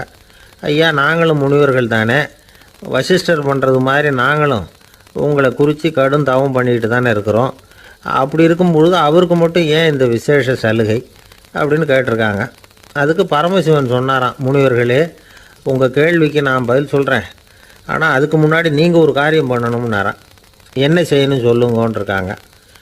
நீங்கள் ஒவ்வொருத்தரும் தனித்தனியாக போய் உங்களை விட உயர்ந்த ஒருத்தரை தேடி கண்டுபிடிச்சி அவருக்கு அதிதி பூஜை பண்ணி அவரை ஒரு மண்டலத்துக்குள்ளே என்கிட்ட அழைச்சிட்டு வந்துருங்க அப்படின்னாராம். சரின்னு எல்லாரும் புறப்பட்டுருக்காங்க. அவங்க போனதுக்கப்புறம் நந்தி தேவனை அழைச்சி வசிஷ்டரை கூப்பிட்டுக்கிட்டு வர சொன்னாராம். அவர் வந்தார், வணங்கினார். வசிஷ்டரே, இன்னையிலேருந்து ஒரு மண்டலத்துக்குள்ளே உங்களை விட தாழ்ந்தவர் ஒருத்தரை தேடி கண்டுபிடிச்சி அவருக்கு அதிதி பூஜை பண்ணி அவரை என்கிட்ட கூப்பிட்டுட்டு வாங்கன்னு விட்டார். சரின்னு இவரும் புறப்பட்டு போயிட்டார். கொஞ்ச நாள் ஆச்சு. முனிவர்கள்லாம் திரும்பி வந்தாங்க. பரமசிவன் முன்னாடி வந்து நின்னாங்க. ஐயா, எவ்வளவோ தேடி பார்த்துட்டோம், எங்களை விட உயர்ந்தவர்கள் யாருமே கிடைக்கல அப்படின்னாங்களாம். வசிஷ்டரும் வந்து சேர்ந்தார். ஐயா, எவ்வளவோ தேடி பார்த்தேன், என்னை விட தாழ்ந்தவர் யாருமே கிடைக்கல அப்படின்னாராம். அவரே தொடர்ந்து சொன்னார், என்னுடைய மனைவி எனக்கு அடங்கினவ தானே, அவளுக்காவது அதிதி பூஜை பண்ணி அழைச்சிட்டு வந்துடலாமான்னு யோசித்து பார்த்தேன். என்னோட மனசு அதுக்கும் இடம் கொடுக்கல. ஏன்னா அவளோட பதிவிரதத்துக்கு முன்னாடி நாம் ஏமாத்திரம் அப்படின்னு யோசித்து பார்த்தேன். அதனால் அந்த எண்ணத்தையும் கைவிட்டுவிட்டேன் அப்படின்னு ரொம்ப வருத்தத்தோடு சொன்னாராம். இதை கேட்ட உடனே மற்ற முனிவர்களுக்கு வெக்கமாக போச்சு. இந்த உலகத்தில் நம்மளை விட மேலானவங்க யாருமே இல்லைன்னு நாம் நினச்சோம். வசிஷ்டரோ தன்னை விட தாழ்வானவங்க யாருமே இல்லைன்னு நினைக்கிறார். பரமசிவன் ஏன் அந்த ஆசனத்தை அவருக்கு மட்டும் கொடுத்தார் அப்படிங்கிற கேள்விக்கான பதில் அவங்களுக்கு கிடச்சிட்டு தான். இந்த காலத்தில் நாம் எப்படி நினைக்கிறோம்னா, எல்லாரும் நம்மளை விட மட்டமானவங்கன்னு நினைக்கிறோம். அதனால் நாம் மட்டும் நாற்காலியில் உட்காந்தா போதும் அப்படின்னு நினைக்கிறோம். ஏமாந்து போனவங்க சந்தர்ப்பம் பார்த்து காலை வாரி விட்டுடுறாங்க, கீழே விழுந்து காலை உடச்சிக்கிறோம். அதுதான் இன்றைக்கி நடக்கிறது. ஒரு அம்மா தன்னோட வீட்டுக்காரரை ஒரு மனோதத்துவ டாக்டர்கிட்ட அழைச்சிட்டு போனாங்களாம். என்ன ப்ராப்ளம்னு கேட்டிருக்கார் டாக்டர். எங்கள் வீட்டுக்காரர் அடிக்கடி நாற்காலியில் உட்காந்து காலை உடச்சிக்கிறார் அப்படின்னாங்களாம். அப்படின்னா அந்த நாற்காலியில் தான் ஏதோ கோளாறு அப்படின்னாரான் டாக்டர். அப்படி இருக்க முடியாது டாக்டர் அப்படின்னாங்களாம் அந்த அம்மா. அது எப்படி அவ்வளோ உறுதியாக சொல்கிறீங்கன்னு கேட்டிருக்கார் அந்த டாக்டர். எங்கள் வீட்டில் நாற்காலியே கிடையாது டாக்டர், இவர் இருக்கிறதா நினச்சிக்கிட்டு உட்கார்றார், அதுதான் ப்ராப்ளம். ஒரே ஒரு ஊரில் ஒரு ராஜா இருந்தார், ரொம்ப நல்லவர்.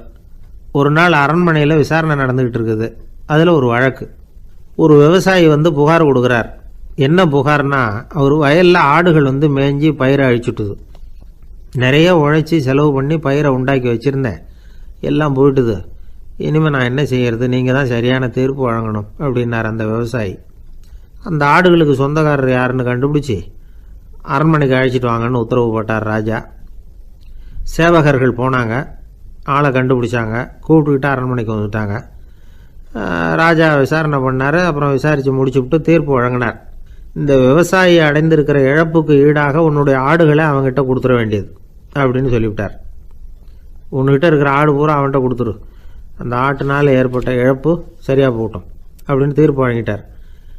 அந்த மன்னருடைய மகன் இதை பார்த்துக்கிட்டே உட்காந்துருந்தான். இந்த தீர்ப்பை இன்னும் கூட சிறப்பாக வழங்கலாமே அப்படின்னு நினச்சான். அப்பாக்கிட்ட சொன்னான். உடனே அந்த அரசர், சரி நீயே இதுக்கு சரியான தீர்ப்பு சொல்லு அப்படின்னார். அந்த இளவரசன் தீர்ப்பு சொல்கிறான். அவன் சொன்ன தீர்ப்பு என்னன்னா, உங்ககிட்ட இருக்கிற ஆடுகள் எல்லாத்தையும் ஒரு வருஷ காலத்துக்கு அந்த விவசாயிகிட்ட ஒப்படைச்சிட வேண்டியது. அந்த ஒரு வருஷத்துக்குள்ள அந்த ஆடுகள் போடுற குட்டிகள், பால், எரு எல்லாம் விவசாயி எடுத்துக்க வேண்டியது. ஒரு வருஷத்துக்கு அப்புறம் உங்களுடைய ஆடுகளை நீங்களே திருப்பி வாங்கிக்க வேண்டியது. இதுதான் இளவரசன் சொன்ன தீர்ப்பு. இது சரியான தீர்ப்பு தான். இனிமேல் என்னுடைய அரச பொறுப்புகளை இளவரசர் வசம் ஒப்படைக்கிறேன் அப்படின்னு சொல்லி ஒப்படைச்சுட்டாராம். அதாவது தாவூத் நபி, சுலைமான் நபி இவர்களுடைய சரித்திரத்தில் இந்த சம்பவம் காணப்படுறதாக ஒரு நண்பர் சொன்னார். ஒரு தண்டனையை பெறுகிறவன் அதுக்கு பிறகு சமூகத்தில் நல்ல விதமாக வாழறதுக்கு வாய்ப்பு இருக்கிறது மாதிரி அமையணும் தீர்ப்பு. அதுக்கு இது ஒரு உதாரணம். சில தீர்ப்புகள் எப்படி அமைஞ்சு விடுதுன்னா, ஒரு தண்டனையை அனுபவித்து முடித்தவன் அதுக்கப்புறம் அவன் இந்த சமூகத்தில் நல்லவனாக வாழறதுக்கு நினச்சா கூட அதுக்கு தகுதி இல்லாதவன் அப்படிங்கிற அளவுக்கு சூழ்நிலை அமைஞ்சிருது. இது சிந்திக்க வேண்டிய ஒரு செய்தி. இன்னொரு ஊரில் ஒரு ராஜா இருந்தார். அவர் ஒரு நாள் ஒரு போட்டி வச்சார். என்ன போட்டின்னா, அரண்மனை வாசலில் ஒரு பெரிய நீச்சல் குளம், அதில் நிறைய விஷப்பாம்புகள். எந்த இளைஞன் துணிச்சலாக அதில் நீச்சல் குளத்தில் குதித்து நீந்தி கரையேறி வர்றானோ அவனுக்கு 100 ஏக்கர் நிலம் பரிசாக வழங்கப்படும். அது வேணாம்னா 1000 ஆடுகள் பரிசாக வழங்கப்படும். அதுவும் வேணான்னா என்னுடைய மகளை கல்யாணம் பண்ணிக்கலாம். இதுதான் மன்னருடைய அறிவிப்பு. பரிசுலாம் நல்லா தான் இருக்குது, இருந்தாலும் பாம்புகள் உள்ள குளம்ங்கிறது நல்லா இல்லையே. அதனால் யாரும் அதில் குதித்து நீஞ்சறதுக்கு முன் வரல. இருந்தாலும் திடீர்னு ஒரு இளைஞன் அந்த நீச்சல் குளத்தில் குதித்தான், நீந்தனா ஒரு வழியாக கரையேறி வந்துட்டான். மன்னருக்கு ரொம்ப மகிழ்ச்சி. நீ தான் தைரியமான இளைஞன், வா இப்படின்னு கூப்பிட்டார். கிட்ட வந்தான். அந்த இளைஞன் தண்ணீர் சொட்ட சொட்ட நிற்கிறான். சரி, உனக்கு 100 ஏக்கர் நிலம் வேணுமான்னு கேட்குறார். வேண்டாங்கிறான். சரி, அப்படின்னா 1000 ஆடுகள் வேணுமான்னு கேட்குறார். அதுவும் வேணாங்கிறான். ஓ, அப்படின்னா என் பொண்ணை கல்யாணம் பண்ணிக்கிறியா அப்படின்னு கேட்குறாரு. அதுவும் வேணாங்கிறான். ராஜாவுக்கு ஒன்றும் புரியல. அப்படின்னா உனக்கு என்ன தான் வேணும் அப்படிங்கிறார். என்னை பிடிச்சி இந்த குளத்தில் தள்ளி விட்டவன் யாருங்கிறது எனக்கு தெரியணும் அப்படின்னா. 1944 வருஷத்துல ஒரு நாள் மொரார்ஜி தேசாய் எரவாடா சிறையில் இருந்தார். காவல்துறை உயர் அதிகாரி ஒருத்தர் வர்றார். மொரார்ஜி தேசாய சிறை அதிகாரி அலுவலகத்துக்கு அழைச்சிட்டு போறார். சிறை அதிகாரி ஒரு தகவலை சொல்றார். உங்க நண்பர் மங்கள்தாஸ் பக்வாசா அப்படிங்கிறவர் நாசிக் சிறையில அடைக்கப்பட்டிருந்தார். அவருக்கு உடல் நலம் ரொம்ப பாதிக்கப்பட்டதுனால அவரை சிறையிலிருந்து பம்பாயில உள்ள ஹரிகிருஷ்ணன் தாஸ் மருத்துவமனைக்கு கொண்டுகிட்டு போயிருக்கிறாங்க. அவரு உங்களை பார்க்கணும்னு ரொம்ப ஆவலோட இருக்கிறார். அதனால நீங்க பரோல்ல போய் பாத்துட்டு வாங்களே அப்படின்னார். நிபந்தனையோட போய் பாத்துட்டு வரலாம்னார். தியாக செம்மல்கள் பரோல்ல செல்றதில்ல அப்படிங்கிற உறுதியோட தான் சிறைச்சாலைக்கு வருவாங்க. இப்படி இருக்கிறப்போ மொரார்ஜி மட்டும் பரோல்ல போயிட்டு வர்றதுக்கு எப்படி சம்மதிப்பார்? உயிர் நண்பரின் உயிர் சொல்லாடுது அப்படிங்கறத கேட்டதும் உடனே போய் பார்க்கணும்னு ஆவல் தான். இருந்தாலும் வரன்முறையை மீறி போய் பாக்குறதுன்னா அது தேச பக்தியையே அவமானப்படுத்துறது மாதிரி ஆகும் அப்படிங்கறத அவர் உணர்ந்தார். அதனால நான் பரோல்ல போகிறதுக்கு நான் தயாரா இல்லை அப்படின்னு சொல்லிவிட்டாராம். நண்பருடைய கடைசி ஆசைய நிறைவேற்றுறது உங்க கடமை இல்லையா அப்படின்னு கேட்டிருக்காரு சிறை அதிகாரி. கடமை தான், அதே சமயம் என்னுடைய கடமையை காப்பாத்துறதும் முக்கியமாச்சே அப்படின்னாரா இவர். அதுக்கப்புறம் அந்த அதிகாரி நிபந்தனை இல்லாமலே மொரார்ஜியை வெளியில அனுப்புறதுக்கு சம்மதிச்சாராம். அப்படி இருந்தும் மத்த நண்பர்களை கலந்துகிட்டு தான் மொரார்ஜி வெளியில புறப்பட்டாராம். பம்பாய்க்கு போனார். படுக்கையில நண்பரை சந்திச்சார். அவர் ரொம்ப மோசமான நிலைமையில இருந்தார். உடல்நிலை கவலைக்கிடம்னு தான் டாக்டர்களும் சொன்னாங்க. மங்கள்தாஸ், இனி எனக்கு வாழ்க்கையில என்ன இருக்கு, நான் இறந்து விடுறதே மேலுன்னாராம். மொரார்ஜிக்கு ரொம்ப வருத்தமா போச்சு. மங்கள்தாஸ் இல்லத்துல இருந்த சமயத்துலதான் மொரார்ஜிய கைது பண்ணாங்களாம். அந்த அதிர்ச்சி தான் மங்கள்தாஸ ரொம்ப பாதிச்சிருக்கு அப்படிங்கறத அவர் புரிஞ்சுக்கிட்டார். இத பாருங்க, விடுதலை போராட்டத்துல ஈடுபடுறவங்களை கைது பண்றதும் சிறையில அடைக்கிறதும் சகஜம் தானே. அன்னைக்கு உங்க வீட்டுல இருந்தப்போ நான் கைது செய்யப்படலைன்னாலும் இன்னொரு இடத்துல நான் கைது செய்யப்பட்டுதான் இருப்பேன். அதனால அதை பத்தி நீங்க ஏன் வேதனைப்படணும்? நீங்க தைரியமா உறுதியா இருக்கணும். அது மட்டும் இல்ல, அது வரைக்கும் மருந்தே சாப்பிடாம இருந்த மங்கள்தாஸ மருந்து சாப்பிட வச்சாராம். 2 நாள் அவர் பக்கத்திலே இருந்தார். அதுக்கப்புறம் பெரிய டாக்டரை பார்த்து மங்கள்தாஸ் உடல் நல சம்பந்தமா விசாரிச்சார். இப்ப பரவாயில்ல, தேறி இருக்கிறார். எப்படி இருந்தாலும் இன்னும் ஒரு 6 மாசம் தான் அவர் உயிரோட இருப்பார் அப்படின்னு சொல்லிவிட்டாரு டாக்டர். ஆனா அதுக்கப்புறம் நடந்தது என்ன தெரியுமா? மங்கள்தாஸ் அதுக்கப்புறம் 25 வருஷம் சௌக்கியமா இருந்தாராம். இவர் 6 மாசம் தான் இருப்பாருன்னு சொன்ன அந்த டாக்டர் 6 மாசத்துல ஒரு எதிர்பாராத விபத்துல சிக்கி இறந்து போனாராம். 6 மாசம்னு டாக்டர் போட்ட கணக்கு சரிதான், ஆனா இடம் தான் மாறி போச்சு. ஒரு திருடன் ஒரு வீட்டுல போய் திருடணும்னு திட்டம் போட்டான். இருட்டுனதும் போய் திருடணும். ஆனா ராத்திரி ஆனா வாசல் கதவை சாத்தி உள்பக்கம் தாழ்பால் போட்டுருவாங்களே, என்ன பண்றது, எப்படி வீட்டுக்குள்ள போறது? இவன் யோசனை பண்ண ஒரு முடிவுக்கு வந்தான். சரி, பகல் நேரத்திலேயே யாருக்கும் தெரியாம அந்த வீட்டுக்குள்ள நுழைஞ்சிருவோம். அங்க போய் எங்கேயாவது ஒளிஞ்சுக்குவோம். இருட்டுற வரைக்கும் பேசாம இருப்போம். ராத்திரி எல்லாரும் தூங்கினதுக்கு அப்புறம் நைஸா போய் பீரோவை திறந்து இருக்கிறது பூரா எடுத்துக்கிட்டு ஓடியாந்துடலாம் அப்படின்னு திட்டம் போட்டான். அதே மாதிரி ஒரு நாள் மத்தியானத்துக்கு மேல அந்த வீட்டுக்காரன் எங்கேயோ வெளியில புறப்பட்டு போனான். வீட்டுக்கார அம்மா அடுப்பங்கரையில என்னவோ சமைச்சுக்கிட்டு இருந்தாங்க. திருடன் பார்த்தான். இதுதான் சமயம்னு அந்த வீட்டுக்குள்ள மெதுவா நுழைஞ்சிட்டான். எங்க ஒளியலாம்னு பார்த்தா வலது பக்கம் ஒரு ரூம் இருந்தது. அங்க போனான். அங்க ஒரு படுக்கை அறை, அங்க ஒரு பெரிய கட்டில் இருந்தது. அதுக்கு அடியில போய் பதுங்கிட்டான். இருட்டுனது நம்ம வேலையை ஆரம்பிக்கலாம், அது வரைக்கும் பொறுமையா இருக்கணும் அப்படின்னு சொல்லி பேசாம வாயை மூடிட்டு கம்முன்னு இருக்கிறான். ரொம்ப நேரம் கழிச்சு வெளியில போயிருந்த வீட்டுக்காரன் திரும்பி வந்தான். சாப்பிட்டான். லைட்டை நிறுத்தி விட்டு படுத்துட்டான். அந்த அம்மாவும் வேலையெல்லாம் முடிச்சிட்டு வந்து படுத்துட்டாங்க. நடு ராத்திரி. விடி விளக்கு லேசா எரிஞ்சுகிட்டு இருக்கு. வீட்டுக்காரன் லேசா கண்ணை முழிச்சான். கட்லுக்கு நேரா எதிரில ஒரு கண்ணாடி. அதுல பாக்குறான், கட்லுக்கு கீழே ஒரு திருடன் ஒளிஞ்சு இருக்கிறது தெரிஞ்சு போச்சு. உடனே அவன் திருடன் திருடன்னு சத்தம் போடல, யோசனை பண்ணான். மேஜையில இருக்கிற கத்தி எடுத்து கையில வச்சுக்குவோமா அப்படின்னு யோசனை பண்ணான். இந்த சந்தர்ப்பத்துல கத்திய உபயோகப்படுத்துறத விட புத்திய உபயோகப்படுத்துறது தான் சாமர்த்தியம் அப்படின்னு நினைச்சான். உடனே அது பிரகாரம் செயல்பட ஆரம்பிச்சிட்டான். என்ன பண்ணான் தெரியுமா? எதையும் வெளியில காட்டிக்காம ரொம்ப சர்வசாதாரணமா தன்னுடைய மனைவி கிட்ட பேச ஆரம்பிச்சான். மனைவியும் புத்திசாலி, அதனால அவங்களுக்கு தெரியும். அவங்களும் வீட்டுக்காரர் கேட்ட கேள்விக்கு பொருத்தமா பதில் சொல்ல ஆரம்பிச்சாங்க. இவன் கேட்டான், இந்த பாரு, நமக்கு குழந்தை பிறந்தா அதுக்கு கிருஷ்ணமூர்த்தின்னு தான் பேர் வைக்கணும் அப்படின்னா. அதெல்லாம் முடியாது. ஆம்பளை பிள்ளையா இருந்தா ஏகாம்பரம், பொம்பளை பிள்ளையா இருந்தா பங்கஜவல்லி, இதுதான் அவங்க மாமனார் மாமியார் பேர், அதான் வைக்கணும் அப்படின்னாங்க அந்த அம்மா.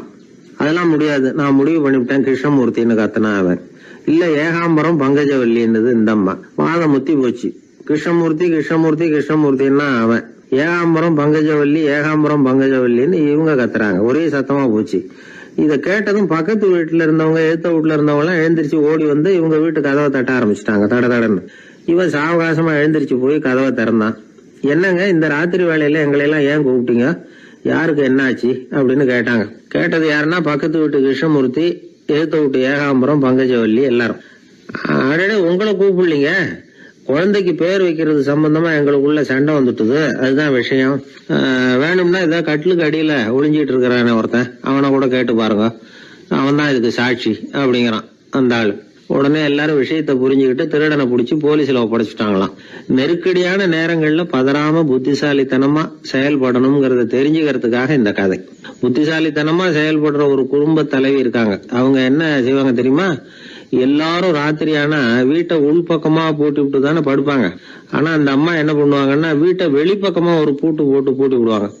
எழுத்த வீட்டுக்காரங்க கிட்ட சொல்லி தினமும் இப்படி பூட்டி விட சொல்றது பழக்கம். ஏங்க அப்படி செய்யறீங்க, திருடன் சுலபமா உள்ளே வந்துடக்கூடாதுங்கிறதுக்காகவா அப்படின்னு கேட்டாங்க. இல்லைங்க, சுலபமா வெளியில போயிடக்கூடாதுங்கிறதுக்காக அப்படின்னாங்க. என்னங்க சொல்றீங்க அப்படின்னு கேட்டாங்க. ஆமாங்க, இவருக்கு அந்த பழக்கம் உண்டு அப்படின்னு தன்னுடைய வீட்டுக்காரரை காட்டினாங்க. பக்கத்து வீடுகள் பத்திரமா இருக்கணுங்கிறதுக்காக தன்னுடைய வீட்டை பூட்டி வைக்கிறது ஒரு பெரிய விஷயம் தானே. ஒரு வயதான குரு சாய்வு நாற்காலியில உட்கார்ந்திருந்தார். ஒரு ஆள் அவரை தேடிட்டு வந்தான். வந்து அவர் முன்னாடி நின்னான். ஐயா, நான் உங்களுக்கு சீடனா ஆயிடலாம்னு நினைக்கிறேன் அப்படின்னா. அந்த குரு நிமிந்து பார்த்தார். இத பாருப்பா, அது அவ்வளவு சுலபமான வேலை இல்லை. அப்படியா சொல்றீங்க அப்படின்னா. ஆமா, நீ ஒரு சீடனா ஆகணும்னா உன்னுடைய அகங்காரத்தை எல்லாம் விட்டுடணும், தியானத்துல முழுமையா ஈடுபடணும். இது மாதிரி இன்னும் பல காரியங்களை ஒழுங்கா செய்யணும், ஒரு ஈடுபாட்டோட செய்யணும். அது மட்டும் இல்ல, இதெல்லாம் தொடர்ந்து நீண்ட நாட்களுக்கு செய்ய வேண்டியிருக்கும். அப்படி உன்னால முடியுமா அப்படின்னார். வந்தவன் யோசிக்க ஆரம்பிச்சான். சீடனாகிறதுலேயே இவ்வளவு சிரமம் இருக்குங்கிறது அவனுக்கு தெரியாது. யோசிச்சுக்கிட்டே அந்த குருவை பார்த்தான். அவர் சாய்வு நாற்காலியில் இருந்த நிலைமைய பார்த்தான். சரிங்க சுவாமி, சீடனாகிறது இவ்வளவு கஷ்டம்னா அது வேணாம், அதுக்கு பதிலா உங்களை மாதிரி ஒரு குருவாயிடுறேனே அப்படின்னா. குரு சிரிச்சார். நீ சொல்றது சரிதான், குருவாகிறது சுலபமான வேலைதான் அப்படின்னார். இதை கேட்டதும் அந்த ஆளுக்கு ஏகப்பட்ட சந்தோஷம். கஷ்டப்படாம குருவாயிடலாம் போல இருக்குதே அப்படின்னு கணக்கு போட்டான். பிறகு அந்த குரு சொன்னார், நீ குருவாயிட்டா பல சீடர்களுக்கு தலைவனா ஆகணும், அவங்கள வழி நடத்தி செல்லணும். அது கஷ்டமாச்சே. ஏன்னா பல பேர் கோவப்படுறவங்களா இருப்பாங்க, சில சமயம் சண்டை கூட போட்டுக்குவாங்க, சொல்றத கேட்க மாட்டாங்க, பணிவு இருக்காது. இப்படிப்பட்டவங்களை எல்லாம் சமாளிக்கிறதுங்கிறது ரொம்ப ஆபத்தான விஷயமாச்சேன்னார். என்ன சுவாமி, இப்ப கொஞ்ச நேரத்துக்கு முன்னாடி தானே சொன்னீங்க குருவாகிறது சுலபம்னு அப்படின்னா. ஆமா, அது சரிதான். இப்ப என்னையே பாரு, நான் எவ்வளவு ஓய்வா இருக்கிறேன். ஆனா ஒண்ணு, ஒருத்தன் பல சீடர்களை வந்து வழி நடத்தி செல்லணும், அல்லது ஒரு சீடன் ஆயிடணும். இப்படி ரெண்டுல ஒண்ணு ஆனாதான் நல்லது அப்படின்னாரு அவரு. அவன் இப்ப ரொம்ப குழம்பி போயிட்டான். ஏன்னா மாத்தி மாத்தி ஒவ்வொரு விதமா சொல்றாருன்னு. சுவாமி, நீங்க சொல்றத பார்த்தா ரெண்டுமே கஷ்டமான காரியமா தான் தோணுது. என்ன முடிவு எடுக்கிறதுன்னு எனக்கு புரியல. அதனால உங்களுடைய அபிப்பிராயம் என்ன, அதை சொல்லுங்க அப்படின்னு கேட்டான். இப்ப அந்த குரு சொன்னார், நீ பல சீடர்களின் தொல்லைகளுக்கு ஆளாகிறத விட நீயே முதல்ல சீடனாகி தொல்லைப்படுறதுதான் சரியா இருக்கும். ஏன்னா அப்ப நீ உன்னுடைய பிரச்சனையை மட்டும்தான் கவனிக்க வேண்டியிருக்கும். குரு ஆயிட்டீன்னா பல பேருடைய பிரச்சனையில தலையிட வேண்டியிருக்கும் அப்படின்னார். ஒரு உண்மையான குருவுக்கும் சீடனுக்கும் உள்ள உறவுங்கிறது ரொம்ப பயன் கருதாத ஒரு அன்பு கலப்பு. ரெண்டு இயற்கையான முழுமை நெருங்கி வந்து ஒன்றோட ஒன்று கலக்கிறது. நீங்க கேள்வி கேட்டா எப்படி அது முழுமை இருக்க முடியும்? அதுல முழுமைங்கிறது ஒரு அமைதியான நிலை. இந்த காலத்து குரு சீடர்கள்லாம் வேற மாதிரி. ஒரு குரு தன் சீடன் கிட்ட சொன்னார், இந்த பாருப்பா, நீ இந்த உலகத்துல எதுக்கும் பிரயோஜனப்பட மாட்ட, பன்றி மேய்க்கிறது கூட லாய்க்கில்லை அப்படின்னார். அப்படின்னா ஒண்ணு செய்யறேன் அப்படின்னா சீடன். என்ன பண்ணுவேன்னு கேட்டிருக்காரு குரு. உங்களை மாதிரியே ஒரு குருவாயிடுறேனே அப்படின்னானா அந்த சீடன். பத்திரிகையில வர்ற செய்திகளை கூட நகைச்சுவையா சொல்றது உண்டு. அதாவது அதை நேரடியா சொன்னா வானொலியில அனுமதிக்க மாட்டாங்க சில விஷயங்களை.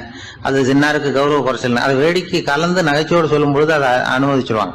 அப்ப அந்த விசாரணை கமிஷன் அது இது நிறைய நடந்துகிட்டு இருந்தது. டெல்லியில இருந்து அமலாக்க பிரிவு அதிகாரிகள்லாம் வராங்க போறாங்கன்னு பத்திரிகையில அமர்க்கலப்பட்ட இடம்.